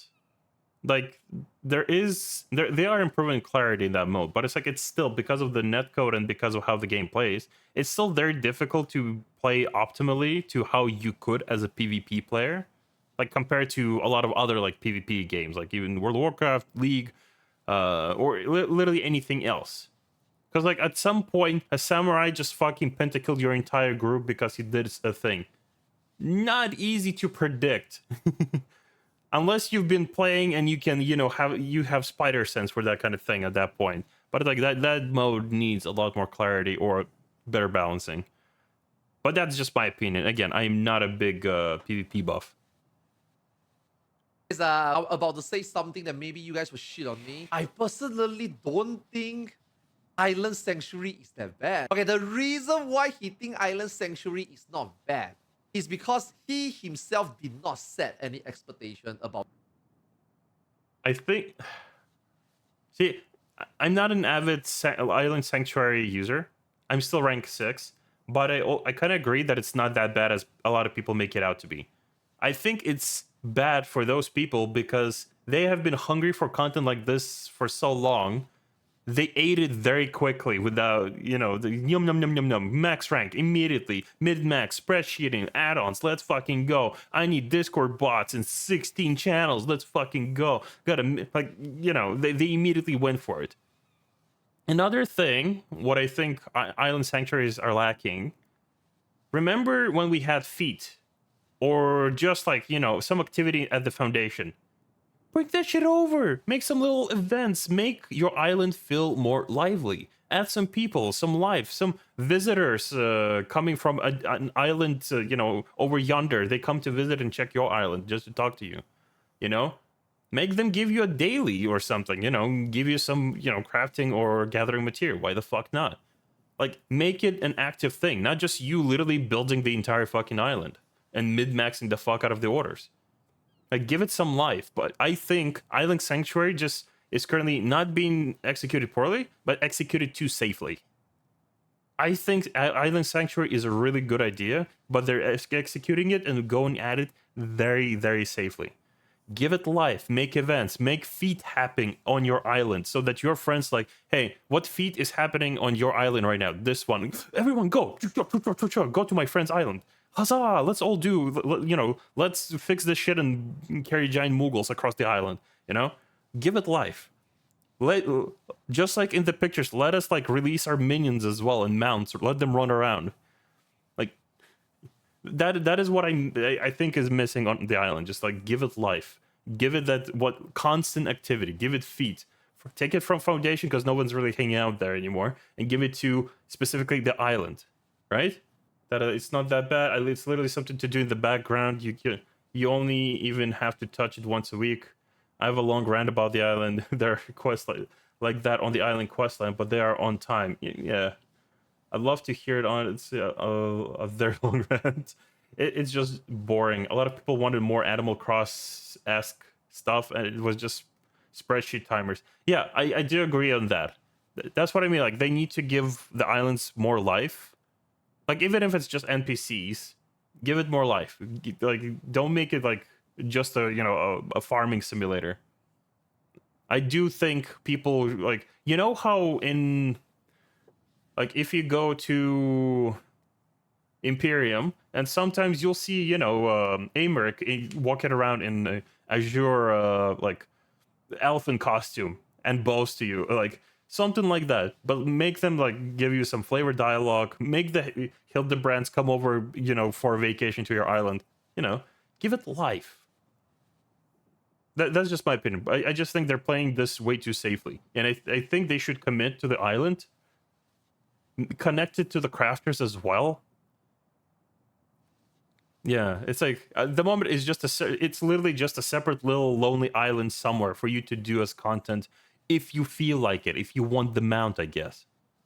About this content. He doesn't give a shit. He go into Island Sanctuary with zero expectation or very low expectation. So when he go in and do it, he's like, okay, this is not bad. Like for him, right? He don't give a shit about this content. His expectation for this content is very low. He only think about, let me log in and go in and press some random fucking button. He don't really care. When he go and play Island Sanctuary and when he go gather, he only go and gather the shitty items at the beginning. He didn't really go and gather like the try-hard stuff. He didn't open a spreadsheet and stuff. He just log in. When he's got nothing to do, he just clicks some random tree sap and stuff. He don't really care about. He says that however, he thinks that the UI is garbage. So when you yes, I do agree. This fucking window needs to fucking disappear. I'm honestly, I wouldn't be surprised if people literally bought ultra wide monitor just so they can put this out of like focus view. They can put it this to the side or like under the map here, just like so they don't have to constantly look at it. UI needs so much work in this game soon, hopefully. Yoshi P first make this content, right? Yoshi P said before, Island Sanctuary is not going to be as in-depth like Animal Crossing. And then he himself was saying that, what was his biggest fear in Island Sanctuary? He was most afraid that tools have durability. That would have made him puke. He says that there's no point making new race. Obviously, finish out Profgar female and call it a day. Like, rather making new race. How did we skip from durability on tools to new races? Wait, do tools have durability on Island Sanctuary? I don't remember. If they do, that's kind of cringe. It's kind of cringe. It is kind of weird for content like that. You actually have to commit to doing the content. No, okay, good. But in terms of races, I do agree that making the female Hrothgars and just leave it at that would be a good idea, and just give us more cosmetics after that. Just focus on giving us massive amounts of cosmetics after that, more haircuts, more basic options, more fucking faces, so it's not just aura one faces walking around. Give us more cosmetics instead of like focusing specifically on races. Races are just such a minuscule fucking part of this game. Even if we didn't have like a lot of these races, people would still sponsor this fucking company with just Fantasia purchases. I didn't even think it was a fix for housing. It was thinking it was just built on the reward system with restoration. Yeah, a lot of people probably thought you might get some benefits of housing from this. Obviously they didn't. they should, I believe, I do believe they should be able to plant gardens or something, or like, I don't know, have a mini workshop where you can have one submarine or something. I don't know, give them something. Yes, more customization. Exactly. It's like the best part about this game, it's the looks. You know how a lot of people meme like glams are the end game? It is true. It is true. High-end raiders will collect weapons. Those weapons are cosmetical. Sure, they give you one extra material slot, but who gives a fuck? There's a reason people still clear old ultimates from level 70 at level 90, and they're gonna be still clearing them at level 100. They want the weapons, they want the titles, they want the experience to clear, but it's mainly the weapons. They're gonna collect the weapons. The weapons look good, right? Same with anything else. It's like, sure, new races are great, but can I have fucking hats as a rabbit? I would like some cool hats. I have so many hats that I bought from your store. I would like to be able to wear them on my face, on my noggin. Please, put them. I don't care if they clip with my ears. Gimme. Gimme, gimme. So, and it's like, yeah, it's like, I want them to specifically, after Fem Hrothgar, not release any fucking race. At least for another 3 fucking expansions. Give us a bunch of new fucking cosmetics. Give us new jobs and cosmetics for those. Focus on that. We don't need races. People will find a way. Fashion Fantasy 14. Exactly. Glam is the endgame. Yeah, I can't be bothered to get glam on the island. I might. I just want the mounts, to be fair, but I want the glam as well. They got some cute pants. The only reason I maxed rank island was because of glam, to be honest. Yeah, make it market boardable, please.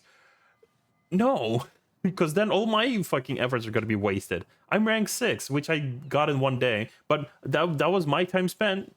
I'm bitching for no reason. Spend more effort into making more facial stuff, like, you know, your face shape. Then he's like, Yeah, bro, see? it's already been 10 years. Our superficial should look better already. Like your facial feature, you know, your eye, your nose, your mouth, your ear, your face shape, all this needs to have more update. Sure. For example, the eyes, you know, why don't you have like eyes like that? You know, with those stuff implemented in, you know, you will sell a lot of Fantasia, right? Like, even when you look at the screen, are you looking at these two people that are talking, or are you looking at any of the UI? No, you're looking at the cute girl. Cute girl. Which one is it? I think it's the Alize haircut. I don't know which side is usually which. But it's like, you already know amongst all of this, the most interesting part on the screen is this cat girl. This is what we need to have work done on. We need more haircuts, more faces, more boob size, you know, more tail options, you know, tattoos. Give us tattoos. Why the fuck not? Give us lady beards. Why not? Let's be inclusive. Maybe ladies like beards as well. I want to like a Highlander mommy with a beard just beating the shit out of me in roleplay. That's what I want, you know? Give us more options as well, not, like specifically cosmetic ones. I know we have the fashion thing, like, oh, you can get umbrellas. Ooh, you can get glasses. Ooh, no, give me a fucking watch. I want watches. I want, you know, socks. I want different colored bras for my mail. Stuff like that. You know, necklaces as well. Give us more, you know, fidelity and more glam, like bling bling necklaces as well. It's like, focus on the cosmetics.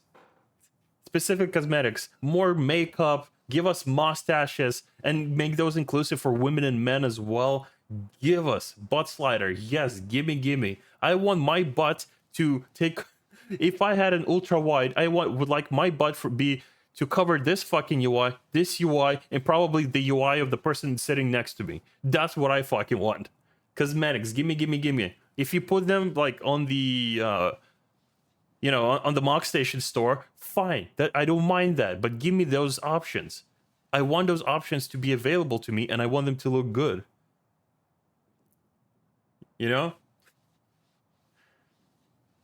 I used to be a bunny boy, and it was so annoying that the beard I wanted was tied to another face. Yeah, exactly. Scars, beards. Why are they tied to fucking faces of all things? Tattoos as well, like the face tattoos. Like, one face will have a really cool tattoo, but you don't like the face. But the face you like has the most weirdest, obnoxious fucking tattoo ever. I get it, lore reasons, but like, give us those options as well. Give us the tattoos, types of like, on a Mikote, wouldn't you like more options for ears? I feel like there should be more cat ears as well, not just like basic bitch cat ear #1. Give us like lynx ears, snow leopard like rounded ears. Like give us more options, you know? Aura horns. Yes, they don't have ears. You're already saving production there. Give us more horns. Give us more tail options, scales, etc. This is what we want. We don't want new races. Sure, Hrothgar Mommy is going to be phenomenal in the RP scene and probably in the high rating scene, depending who you're looking at. But we want cosmetics, and glam is the end game. I want cute cat girls to surround me. I want bunny girls. I want Hrothgar Mommies, Highlanders. You know, like that Joe Cat song. I like girls. Hell, you know what? Fuck it. We're gonna go bisexual on this. I want men as well. I want burly men, skinny men, and I want them to have a lot of options. Like, you know, muscle tone, pecs. Make them fat. Give them fat options as well. That's what we fucking want. We want the option to make this world filled with as many unique people and warriors of light as possible. Races don't fucking matter. Who gives a fuck if the, like, give... Okay, one request that is a bit like, you know, picky. Can we get a neck slider for the L's? Can we get that? That'd be pretty cool.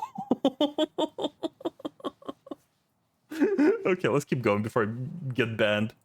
He never understood why are there some beard face paint. He feels that there's too little cosmetics right now. Glamour, too little uniforms, too little sets. Make more cosmetics. It's better for the game. He also talked to Yoshi P about like, you don't have to make a whole set. If you think that making a set is gonna use a lot of development time, which is why there is so little glamour being introduced, then maybe don't make a full set. Just make pieces. Like if you think that, you know, let's...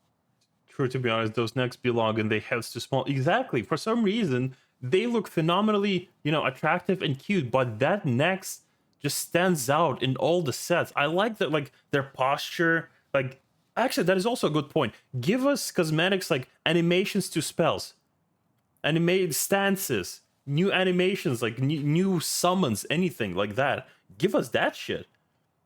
You know, you kill the primal, you have a chance that you might get a cosmetic for a summoner, and it replaces your Ifrit with the I don't know, something. Like instead of, I don't know, instead of Titan, you get Ramu, and you know, you shoot lightning. Like, give us those like options. Like, this game is like so graphically pretty. It's like, and it's the best part of the game. Okay, why do Hrothgar still need a Fantasia to change their hair? Yeah, that is also very fucking stupid. To change like hair or some like specifically hair bits, you need to Fantasia. You need to pay $5 or whatever like the currency is in your country for Hrothgars. I like that we talked about balancing, like, yeah, you know, chitin and all that, but the moment the conversation comes to, you know, Hrothgar mommies and just conversations about appearance and cosmetics, we're all heated up. My chat has started moving almost at the speed of light as soon as people start talking, hey man, we need more cosmetics, let's fucking go. Chitin, I barely even know her, I play healers, who cares? But Hrothgar, oh, we need more haircuts. let's just say, for example, right, like this set, right, this top, right, if you think that making the whole set, I mean, I know like in terms of culture, the whole set must be out together. But let's just say if stuff like that, you think there's too much development time, you can just make one piece. Like, let's just say today you implement shoe that is not like fitting, it's not like matching. It doesn't matter how much you sell it, it's gonna fucking sell. Even if it's just a single shoe or single pants, it doesn't need to be a full price, $12, $18. If you put one piece and you put it like say $5, it will sell out. 单的裤子的丝袜绝对卖爆。 Okay. What? If you sell stockings, sell out day one. Definitely make a bank there. I agree. If they... Stockings. That, see, this is what I meant. Give us more cosmetics like socks and sell stockings. Don't make them just shoes from, you know, the 2B set or other ones. Make that as an option on our characters. The RP players, the exotic dancers and whatnot would love it. The company would make so much money if they specifically focus on the cosmetics. They put stockings in there, I'm buying. So he's like saying, you know, in the box station right now, they usually update every few months. I would buy them as well, to be fair. Even as a male, I'll probably just buy them anyway. months, and then every few months they put out 3 to 4 or 5 items to buy. He don't think that that is smart. He feels that you should 1 month put out 1 set, or every 1 month put out multiple pieces. You don't one shot 2 to 3 months put out 5 items. People are not gonna suddenly have $200. Now there are people that fuck out $200 one shot buy every item. Yes, but if you spread it out nicely, if you I do agree in this point that some people will still buy it. Like, there was one guy in my FC a while back. He was a bit weird. He was one of the mature people. When I say mature, he's like a dad. He has 2 kids. He has a wife, a job, but he plays, casually Final Fantasy. At some point, he says, man, I'm just kind of tired of being a Hrothgar. I would like to wear hats. And someone mentioned, why don't you just buy a Fantasia? And he's like, what do you mean buy a Fantasia? We showed him the store. He immediately showed us the receipt for $250. He bought mounts, cosmetics, Fantasia, music. He immediately fucking sent bank on that. I do agree that like selling separate pieces or like put separate pieces on discount. That would be cool as well. That would encourage Square Enix not to just keep selling us these 1-piece sets that are like non-dividable, non-dyeable, and it's just like the Alpha Note outfit. I would like, his top. I don't want his pants or boots. Those kind of look cringe to me. But I would love the top and match it with some of the other things. Like, start dividing some of these outfits. Like, I promise you, like, for example, if a person just wants the top, I believe it should be selectable, by the way. If the person just wants the top, or just like even let's say for pure like the Korean the modern outfit, like the streetwear, some people will just want the shoes. Some people will just want the cool shoes or like the hand things. You will find more people buying items specific from the set rather than the entire set, because maybe for some people, let's say it's a student or something, they want to look cute, but spending, let's say, a couple bucks for shoes is more affordable than spending $15 or $20 on an entire fucking outfit.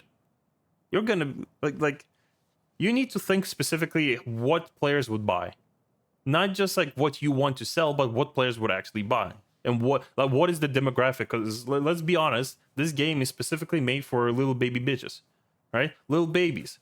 This is a baby, little piss baby game for babies, This is why everything's so cute, so censored, and the story is always, always scared of killing someone off. They killed some people, but it's like they've been playing it super safe with the story. Lamau Watermoon, yeah. The Omega F set and Gaia are both undyeable and is 1 piece. Yeah, exactly. Like the Omega outfit, I kind of get how you're gonna divide that. The Gaia set, what the fuck? Let me dye it. I can dye the weapons. Actually, no, not the ones I bought, but like specifically from that tier. But like that outfit needs to be dividable, and you need to be able to dye it. Otherwise, what is the justification for buying that outfit? Just to look like Gaia? I guess some people will. I literally, on my server, there is a person who is like Gaia Long Griff, and they only wear that outfit and they only have that weapon. I don't know what job they play, but I usually see them in Charlene. Single item will actually make more money, Okay. Hold on. We're going strong. We're going strong. Okay, yeah. I was waiting for him to say this because I think this also tied to the glamour. When Final Fantasy XIV create emotes, right? And when Final Fantasy XIV create glamour, right? They have a few things they have to fulfill. It needs to be sell in all regions. Like for example, if they put out a Japanese outfit, that thing also need to sell in NA. If they do an emote specifically for this region, this emote, the context, the cultural usage of the emote also needs to suit the other region. They cannot just say, Remember when I said when they release any content, it needs to be greenlit by other regions as well. This is something that applies to that. Assets or any story stuff, or even if it belongs to another FF FF release that might be belonging to another team, you need to sort out the paperwork and talk to the producer there. It's like there's a lot of conversations that go around for these outfits. Like obviously if someone says why don't you release this one thing, everyone will love it. Yeah, some people will love it, not everyone's gonna buy it. And that's like, let's say it's got to be a weapon, and it's literally a day of development wasted on that. That day of development, in their eyes, can be spent on something else that potentially can make more money. If we're looking for specifically from Square Enix's point of view. From our point of view, just give me the fucking item. If others don't like it, fuck them. They're stupid. Give me. I remember getting angry over the cost of the Street Punk set. Yeah, exactly. Some people just want some pieces from that set. Some people just don't want another set of shoes that looks similar to the other ones, or the pants, you know, the baggy fucking pajama pants. I still do not own it because I think $22 for it is asinine. I agree. I still got it, but it's asinine. I'm still upset with the Shadowkeeper mount too. Yeah. I have mixed feelings on that. I don't mind it being on the mock station, but I feel like it should have been... I don't know. I feel like they should have released it in game first and then put it on the store, because otherwise it's gonna... I don't know. Process of approving the Final Fantasy 16 collab must have been hell. Oh, definitely. Like, there's a reason that game has been out for 4 months before they announced the collaboration. Because that is literally the fastest fucking agreement it could have been between the, you know, Yoshi P and Yoshi P. There's a reason we got that collab so soon compared to literally any other fucking Final Fantasy game. Sure, Final Fantasy 15 was modern and we got a collab and we got a collab again. But there's a reason we're not getting, like, you know, other collabs anymore. Like Final Fantasy 13. I don't think we'll ever have a fucking collab with that anymore. Any other games, like Final Fantasy 4, that would be a really cool fucking collab, but obviously they use it for lore reasons right now. But yeah, it's like there is tape people need to go through, and they also need to release content more or less on time. And it's like there's people need to understand that there's a lot more. Like, obviously, as a consumer, I don't care. I want my content. Gimme. I pay you money. Gimme. I would like the content in my tummy. Yum. Gimme. But like, on the other hand, as someone who worked in a lot of like back end production, and who kind of had to deal with a lot of this kind of stuff in the past, I kind of get like why it's delayed. I'm not happy, but I understand. We make one from China and then we make one for Japan. Right now, right, the way they... It should have been a blue reward. I actually agree in that, yeah. Once you've cleared like the Eden raids as blue mages, I feel like that should have been the blue reward. do it, right, is one emote, one glamour, it needs to fit all culture, all region. But then he was also saying that, let's just say if something works in China or something work in overseas, then you should just let them have it. You shouldn't be like, oh, because it doesn't work in this region and therefore this thing don't sell, right? If this thing don't sell, don't work in other region, then don't release in that region. If this work in NA, don't work in JP, just release in NA. That right now, he feels that is kind of hindering the development. Now, I'm not sure whether this is true because I thought Korean have their own glamour. For China, Eosia Cafe, obviously he's the one in charge that set it up, right? For him, right, the first principle is the food must be nice because he himself went to a lot of collaboration. Sometimes you have this collaboration food, they are usually dog shit, you know? Eosia Cafe. I kind of remember something about it. Does anyone know anything about that? I kind of remember the whole Eosia Cafe stuff. I have not seen a lot of reviews or people make videos about it, but I do remember it, and I kind of understand like a lot of these outside collaborations outside of production. Every food in the Eosia Cafe in China is top notch. Okay. I'm curious. Next year when I go, I'll see. There are some people. Is Eosia Cafe? Does anyone know? Is it like a constant thing? Is it still there, or is it like just like a seasonal thing, event sort of thing? Because if I ever get a chance to visit Japan again, I'd be down to check it out. Players, some community that's like doing, you know, FF14 only community event. And then he actually, with the help of the Eosia Cafe, you know, the funds, he actually will support this community or this content creator. He himself will use the money that they earn from the Eosia Cafe and book a floor and organize event for them. He thinks that 3.5 month patch was okay. Now 4.5 month patch is a problem. They are the distributor, right? At the end of the day, yes, he's the producer of Final Fantasy XIV China, but he's also a distributor. You know, you give us the product, we distribute. I do agree on the point where 4.5 months per patch, it is way too fucking long. It is way too long, especially considering how much quiet time we have at the end of the expansion. If there's no patch at the end of the expansion, Why the fuck not? Sure, I don't mind that. But during the expansion, please. 3.5 months was way better than 4.5 months. Like any time that, like when they added like extra 2 weeks for development or any delays, it's like I understand those. But like me, okay, let's say I pay like the basic sub price. That is almost 40 bucks. That's over 40 bucks if we count like 4.5 months. For a minor patch, for 40 over 40 bucks is not reasonable. Sure, major patches, cool, worth the money. But like me paying 40 bucks for doing practically nothing because like no major content, nothing to keep me in has been released, and I literally have to pay money to entertain myself with content they released years ago, is like it needs to be spicier. It needs to be either more common to justify what people are paying for the game. I understand like more quality assurance and control over the product and the releases, all that good. But let's be honest, the releases and the product haven't been kind of good. They were not worth the money people have been paying. I remember them saying that they wanted to do 4 months, but 4.5 is way too long. Yeah, it's like that's almost half a year. In a way, that's almost half a year. You round it out, that's pretty much 5 years. It's pretty much like 3 patches per year. It is just not enough. It is just major. Actually, yeah, pretty much like 3 patches more on average per year. It is just stupidly not enough. I think that's why the lack of Eureka makes this painful. Yeah, exactly. It's like there's not enough stuff for like. I'm pretty sure that's one of the reasons people are complaining about the relic weapon right now, because there's just not enough stuff for you to, even if you want to grind it out. Like nobody likes the grind. Nobody liked doing Crystal Tower 30 times. But people were being busy. People kept doing stuff. They needed, for example, relics for ultimate fights. Why not? But right now, it's just there's nothing to do. It's too chill. It's too easy. Maybe they're gonna release a lot of fucking content in Dawn Trail, and they're using the time right now for that. But it just doesn't, for us consumers, it just doesn't justify the result that we're getting right now. You know. But I cannot sub because my houses will go. What do you need a house for? That is this is not me calling you out. This is a genuine fucking question. What is in that house that you desperately fucking need?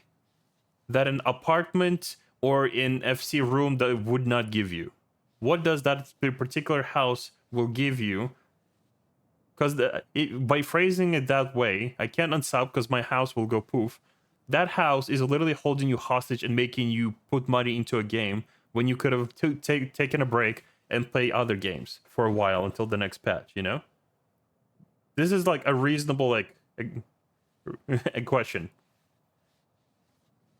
Eureka and Baji's content built to keep people busy. Yeah, exclusivity. Well, fucking everyone has a house. Who cares?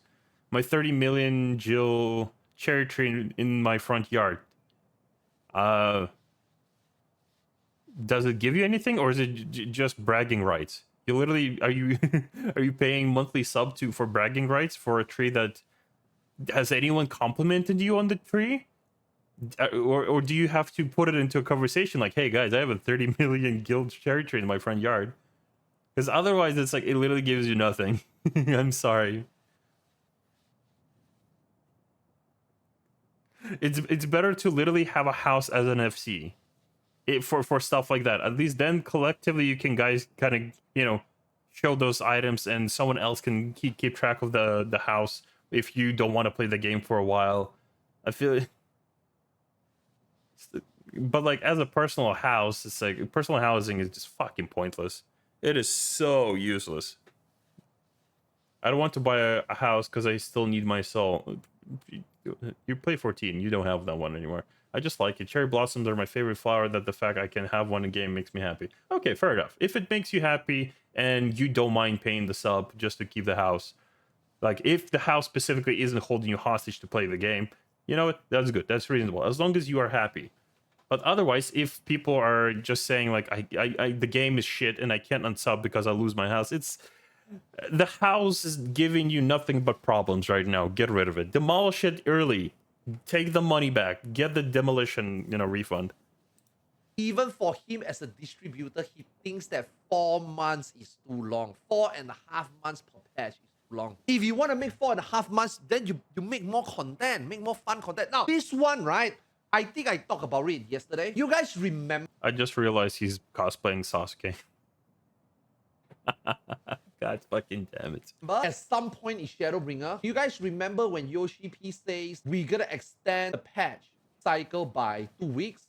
Instead of 3.5, they're gonna do 4 Yeah, months. that was And then before we the were all budget like, release. bro, you are already removing more dungeons. You are already cutting out so much content and you still more time. And then Yoshi P says that with the additional time and with one less dungeon, we will make more content. You remember that? And then No, that's not what he said. The reason they asked for 2 extra weeks was because they were moving shit during the COVID era. They were literally placing people into houses, which again, a lot of paperwork, a lot of NDA conversations and contracts to be signed off and confirmed and approved. Right before Baja.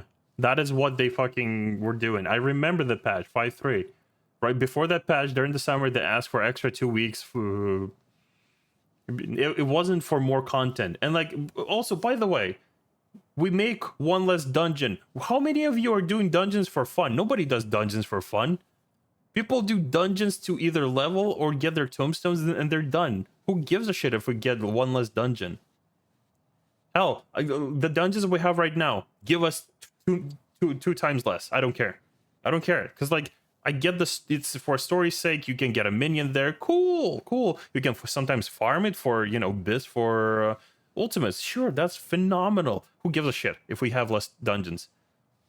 The least, like, people will spend more time AFKing in Limsa than doing any of these fucking dungeons. I do Criterion dungeons for fun, but that's fun content. Yeah, I guess Criterion can be fun because there's like a lot of story exploration, etc. Sure, why not? But no, any dungeons, like the people complaining, there's no more hard dungeons. There's less dungeons. Oh, fuck off. Go back to that content and do those dungeons for fun. You won't, clown. You fucking coward. You won't do those dungeons because they're not fun. Nobody gives a shit about the dungeons. We do those for tombstones. If dungeons drop mounts, sure. It would be fun. Otherwise, people just go there for BIS, for an ultimate that was released 2 years ago.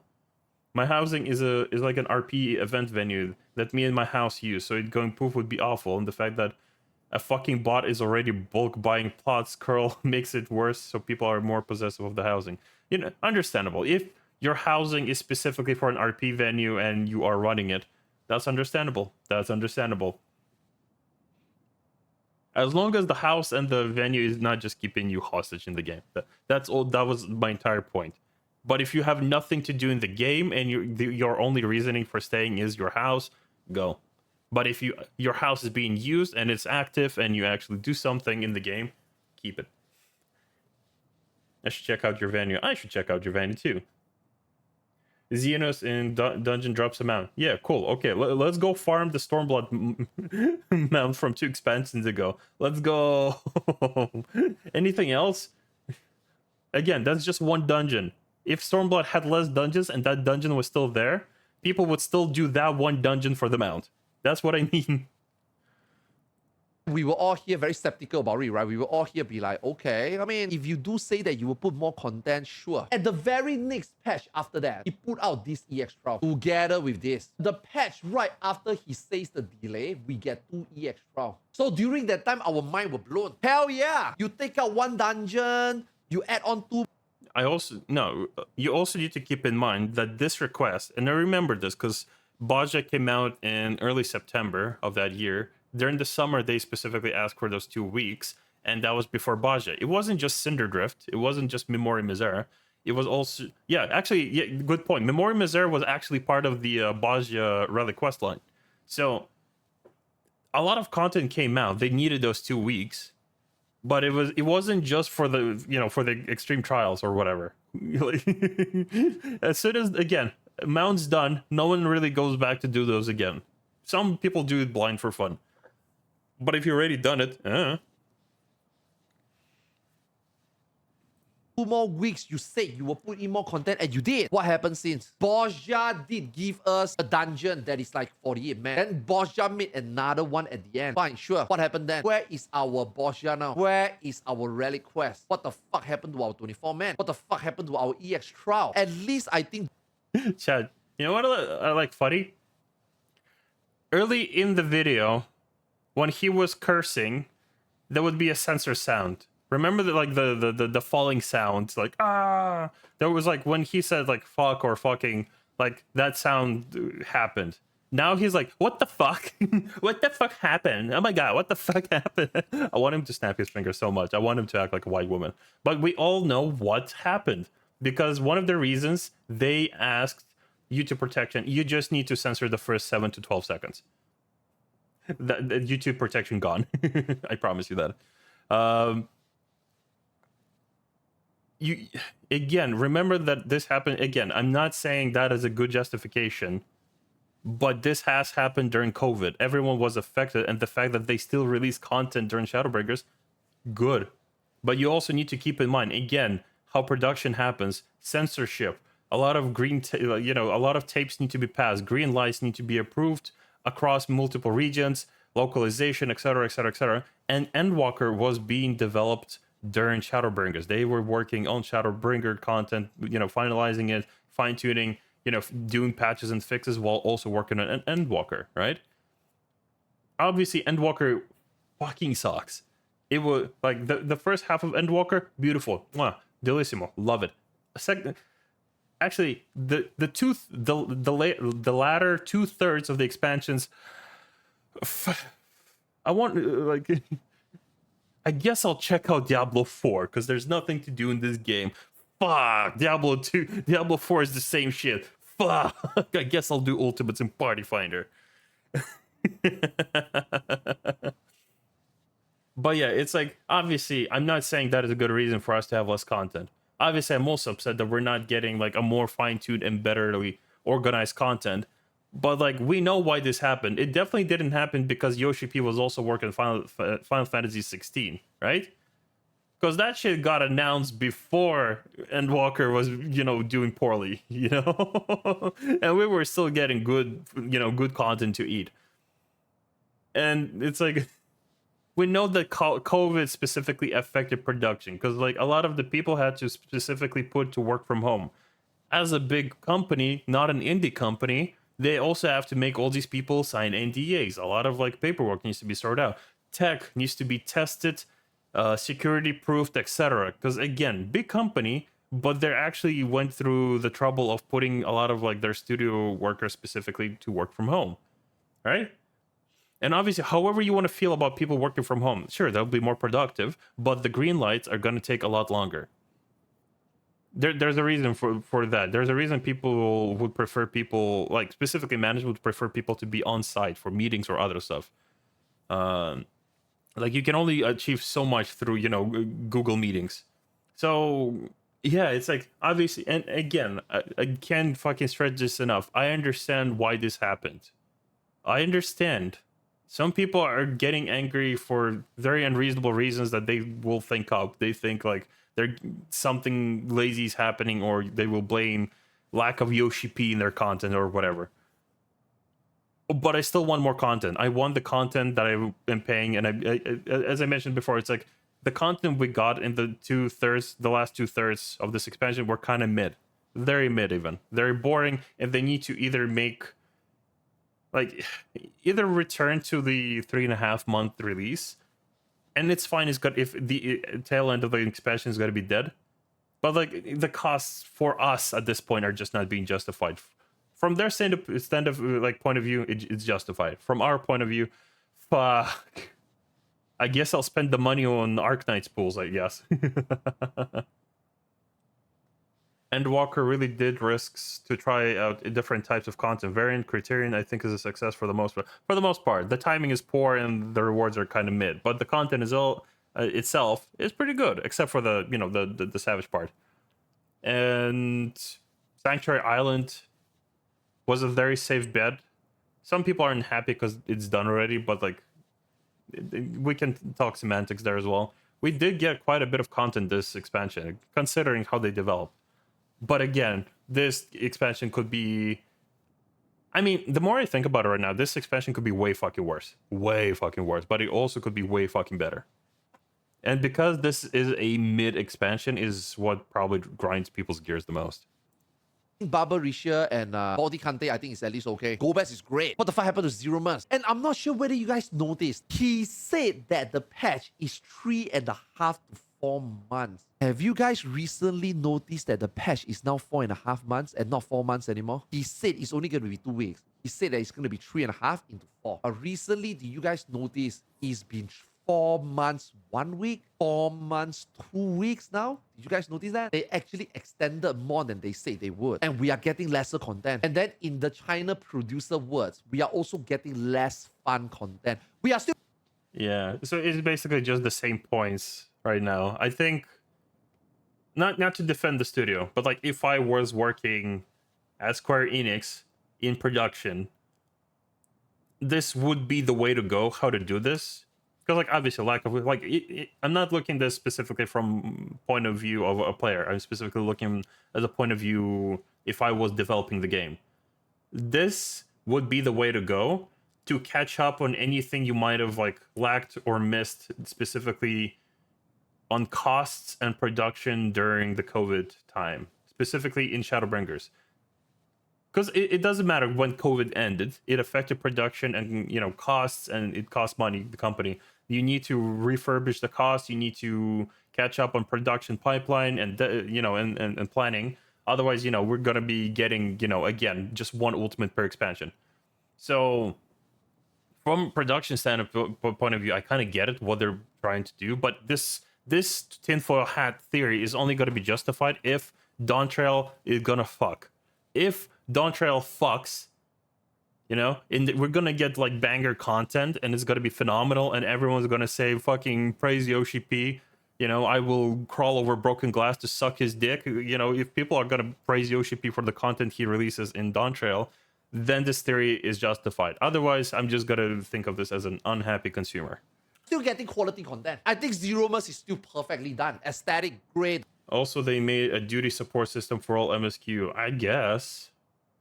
But I don't feel like that should be a priority. I understand why they made it, because, queuing up for older dungeons is taking fucking ages now. And they still want this to feel like a Final Fantasy game that you can kind of clear for story. But, again, I don't feel like duty support is priority. The arena, awesome. The mechanic looks good, music top notch, but is it more fun? The 24 man, they introduced their original story, their own story, Final Fantasy 14 Origin. They put back the gods, Norfica hits top notch. The waifus in there awesome, music cool, aesthetics great, arena nice to look at. But is it fun? That last boss 24 man, the 12, is that fun? You compare that? No, absolutely fucking not. That is so many good bosses and like I actually like the duty support. No, I like it too, but at max level. When I need to level my characters. If I was a new player, I would probably not really enjoy playing duty support, because they would be doing mechanics and I wouldn't understand what the fuck I'm supposed to be doing, If it wasn't priority, they wouldn't have made it every single patch. I guess, but for a player, that's not priority. Especially players that are already been playing the game. I guess they're trying to future-proof some of the game. But yeah, back to the Alliance raid. It's like the last boss of this entire like culmination of us fighting the 12. No, like that boss, I get it. The design is very Final Fantasy final boss-esque design, right?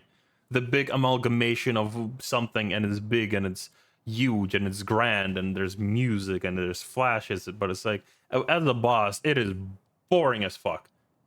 Some mechanics literally will take over 20 or to 30 seconds to show you what you're going to be doing, and then you're going to do it within within 10 seconds. That boss is boring as shit. It could have been way better. It could have been way more fun, not just like reusable mechanics from the previous fights. It could have been literally design, sure. Let's say the boss is fine. Mechanically, boring as shit. It is not fun. It is not fun. That you have such a huge fucking arena, and we're just running around in the middle, dodging some shit. That's it.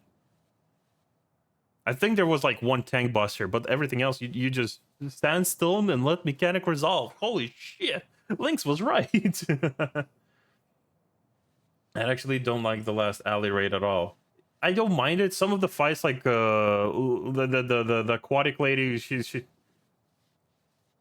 Lemaine, yeah, like I like her fight. Asha, I like that fight as well. I think my as Arthur said, this horse is already dead. There's no use beating it anymore. I'm gonna wait for the next horse to come, and if the horse is still shit, then I'm gonna come back even angrier. Yeah, pretty much.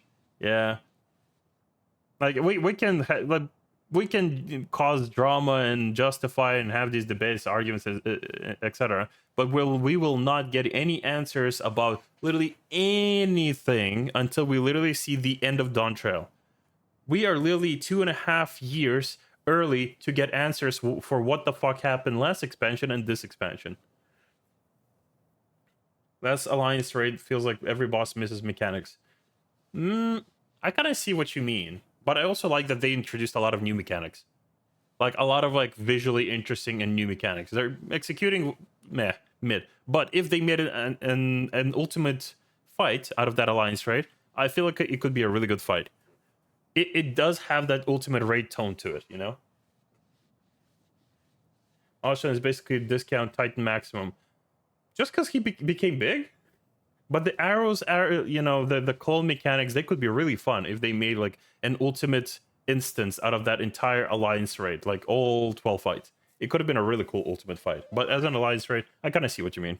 That to Ultima, the High Seraph. You compare that to Diablo, even Nia, the girl in red. Did you guys really think that this Endwalker 24-man was fun? So like for him, right, he actually knows a lot of all this stuff. Don't think that he doesn't know all this problem, all this stuff. I mean, it makes sense, right? This whole video until now, he has speaked up, even him himself as a player, not as the producer, or even as a... I found the new Alliance raid was very hand-holdy. It was very easy. I agree. I definitely agree. It's still an Alliance raid because, you know, it's available to everyone, casuals and raiders, right? So it kind of has to be still easy compared to, you know, math bosses in Stormblood. Though to be fair, the bosses in Stormblood were fucking phenomenal to look at. Mechanics, some of them were kind of weird, but they were a bit better, I guess, as an experience compared to the current one. The boss HP bars are like 25% too little. That is also true. Oh yeah, it's hard to say, like, it's hard to have a proper opinion on Alliance raids because that content is literally meant for everyone, not just like casuals or raiders specifically. It is content for everyone. a producer and as a player. I think there's a lot of good points he put out. There's a lot of things that he agrees with the players. There's a lot of things that he also thinks that is bad, is shit. He's not afraid to say it. Don't for once think that he don't understand all this. He has spies. He has spies in PvP. He has spies in endgame. He has spies in casual. So sometimes he will get feedback from these spies. When he get his spies to tap into the community, like in their static or their viewers, the common feedback is, they really want to play 14. They really want to play 14. They love Final Fantasy 14. But here's the but. It's not like they don't like your game, you know, they love the game. Right? These are the feedback that his spies collected, okay? He's super emphasizing, right? All these spies, the common... Even my casual friends said it was easy. That's good. I know what you mean, like, is a different point, but that is good, because if it's easy for casual, it is available to everyone. If it's too hard for casuals, casuals will not be happy, right? If we're speaking specifically Alliance raid terms, it is specifically more... It is better design-wise if it's easy for casuals, because then it's available for everyone. Even if you do it on a weekly basis, even if you do it for Glamour, it is available to everyone, and no one feels like they're being left out from content that should be available for everyone. I hope we get an ultimate out of it. I would be so down. Yeah, exactly. Like, it has such an ultimate vibe, if it was specifically ultimate raid difficulty. I had instant sink in my stomach when I saw it. The Heroes of Smacking in Final Fantasy 12 came back. Oh. Oh, you mean Yasmad. Alliance 1 and 2 feel complete, while Alliance 3 feels very half-baked. I agree on that. First 1 and 2 were definitely a lot actually no, the second one was there was the fight with God,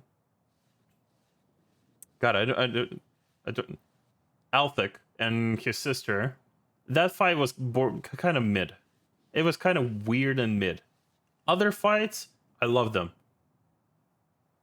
Nafika, yeah, you know, I don't remember. Halone, yeah.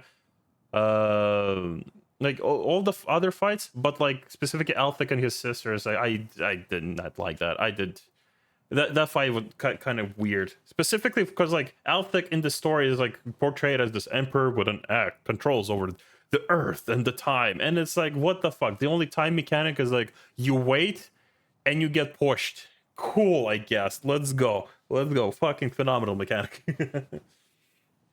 Yeah, you need to look away or at. I don't fucking yeah. That one fight was ruined for me, but like every other fight in first and second alliance raid, I liked it. In the third one, yeah, I liked the first one. I liked the second one. Third one, I didn't like the fourth one. Fourth one is very cringe.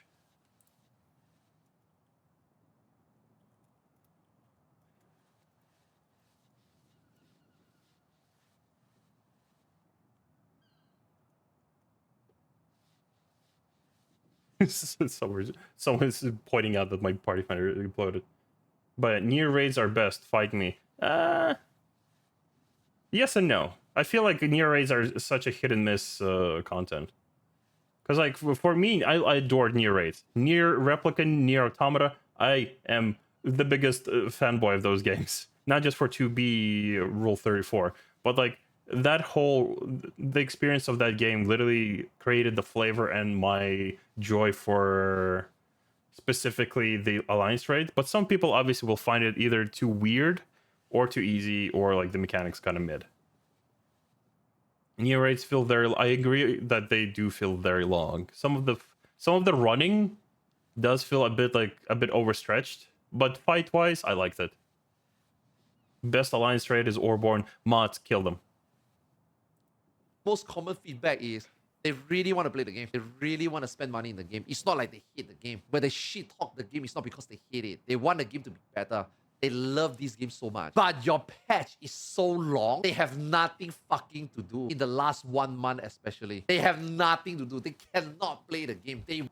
I do agree in this, but like I don't feel like this is a bad point. If like the tail end of an expansion is empty, you can unsub, you can do other things, you can prepare for the next expansion. But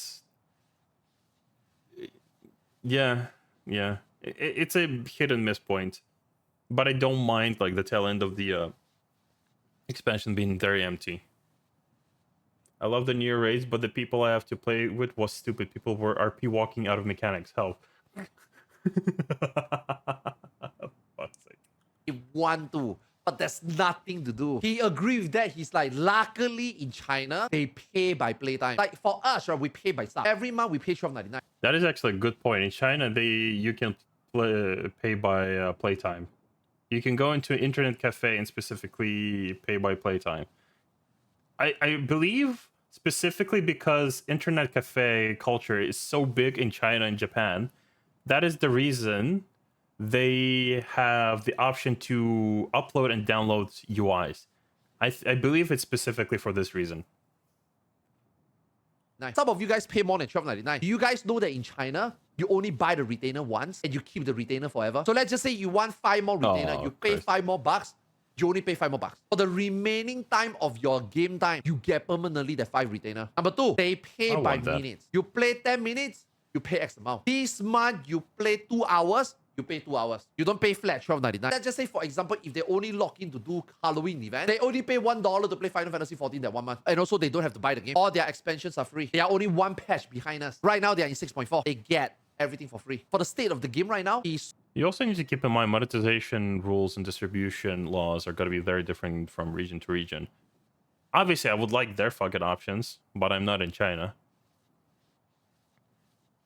Yeah, it's like, let me hear that out again. by minutes. You play 10 minutes, you pay X amount. This month, you play 2 hours, you pay 2 hours. You don't pay flat $12.99. Let's just say, for example, if they only log in to do Halloween event, they only pay $1 to play Final Fantasy 14 that 1 month. And also, they don't have to buy the game. All their expansions are free. They are only one patch behind us. I don't get the point of having all expansions free. That's like the one thing I don't understand. I get like the whole retainer thing. I get like paying per time. I don't get expansions being free though. Actually, no, I do actually. Because if you play from internet cafes, if you don't own a PC, why would you pre-order a game that you may or may not play? Because of this uncertainty whether or not you need to own or not to own the expansion. I kind of see that now. Kind of. With my Western wrinkly little raccoon brain. Okay. Right now, they are in 6.4. They get everything for free. For the state of the game right now, he's so glad that he implemented and he pushed for pay per minute. Because right now, right, even though you have nothing to do, thankfully, let's just say in the last 1 month when you got nothing to do, at least you log in just to chit chat with your friend. It doesn't cost a lot of money. It doesn't cost you $12.99. You know, it only maybe cost you 50 cents. Today, you want to log in just to ERP, that's 50 cents. You don't have to pay $12.99 just to ERP 2 days. Like, you know. Dang. You can get an ERP blowjob for 50 cents. Holy shit. That is almost as cheap it is in London. PvP has been enabled, though you owning is just tied to your account and you don't really own it. That is also true. I love Orborn because Musadio and TG Sid are banger fights. Okay, PvP alliance raids are hilarious. PvP alliance raids? You know, even if I just log in at the tail end of the patch just to chit chat, I still have to play something, you know? There still needs to be content to do as well, right? Now he's addressing the China fans, right? The viewers, right? The players, right? He's like, now you guys think about it. With this current situation, isn't the pay-to-play model awesome? Have you guys ever thought about this, you know? Like Square Enix has been hinting him, can you remove the pay-to-play? Can you just go back into monthly stuff? Square Enix has been pushing him to abandon that model, you know? But he is the one that says no. He wants to keep this model for the China players. He guarantees you that as long as he's the producer of 14, there will not be a day that the pay-to-play model will be gone. I mean, let's not make promises you might not keep. Because if... The reason, obviously, for the monthly pay is because, you know, financial projections, etc., quarterly payments, etc., distribution, financial plannings, etc. Because they're still a business and they still need to look at, you know, the funny dopamine numbers, you know, from the money. And paying per time spent is a lot less predictable and a lot more difficult to plan around. Because, like, for all you know, no one's going to play for an entire day. That is a lot of the economy for Square Enix just slapped. Let's say all internet cafes for a day they locked down because something happened in the city, or you know, anything could have happened. Lockdown, quarantine, COVID, etc. Anything could have happened, and people just don't go to the internet cafes and don't play for a day. That is such a massive like net loss for them. So I understand, but like you also need to keep in mind, sure, he's making this promise. But also keep in mind, Square Enix has the power to just say, change it. The moment they actually decide that Forspoken fucking took too much money out of the company and NFTs aren't working out, they might be greedy enough to say, change it. We want the money. Give us the shmoney, you know? Anything can happen. So let's not kid ourselves that the producer of Chinese like Final Fantasy 14 has this power. Yoshi P has this power. I don't believe this guy does. Yoshi P is a financial officer of the company. He is on the board of directors. He's a big fucking deal. Literally, if someone literally decides that they don't want Yoshi P in the company, they're gonna cause so much damage to the company just to go through the efforts of removing Yoshi P. Yoshi P is so ingrained and so important in that company. He's responsible for so many aspects of the company. He can have this say. I don't believe this producer has. I could be wrong. I don't know enough about this person, but like for what I'm aware, just being a producer of the Chinese branch of the 14 and specifically being the distributor, not just the main producer, you don't really have that say. So if the company decides to say, money. Gimme. He's gonna have to figure out how to either make the money or to change the subsystem. Specifically the pay system. Most likely to license the game for cafes or something, because paying only for the game time seems not enough. Yeah, but you also need to keep in mind the Chinese market. If you can affect, or your product is being consumed by at least 1 fucking or even 2% of China, due to their population numbers, you're making billions. Billions. Why do you think Blizzard was pushing fucking Diablo Immortal? They needed that Chinese market for financial reasons. Just 1% of the Chinese market is going to be consuming your product. Bam, they don't care. And I'm pretty sure that's the only reason they haven't pushed for specifically a monthly sub yet, because there's enough people playing the game in China to make up the cost that they need to justify, you know, distribution costs, localization, etc. All the tape, you know. So keep that in mind. But also keep in mind he will not have this power forever. Guys, this is the producer of the Final Fantasy 14 for the Giga Chat. Listening to him brings me hope that this game can be better. That was a good video. It definitely gives a lot of insight. It also brings a lot of like conversation topics up for debate, and not argument, but like specific discussion. Yeah, I think this was a really good video, and this was definitely a really good video.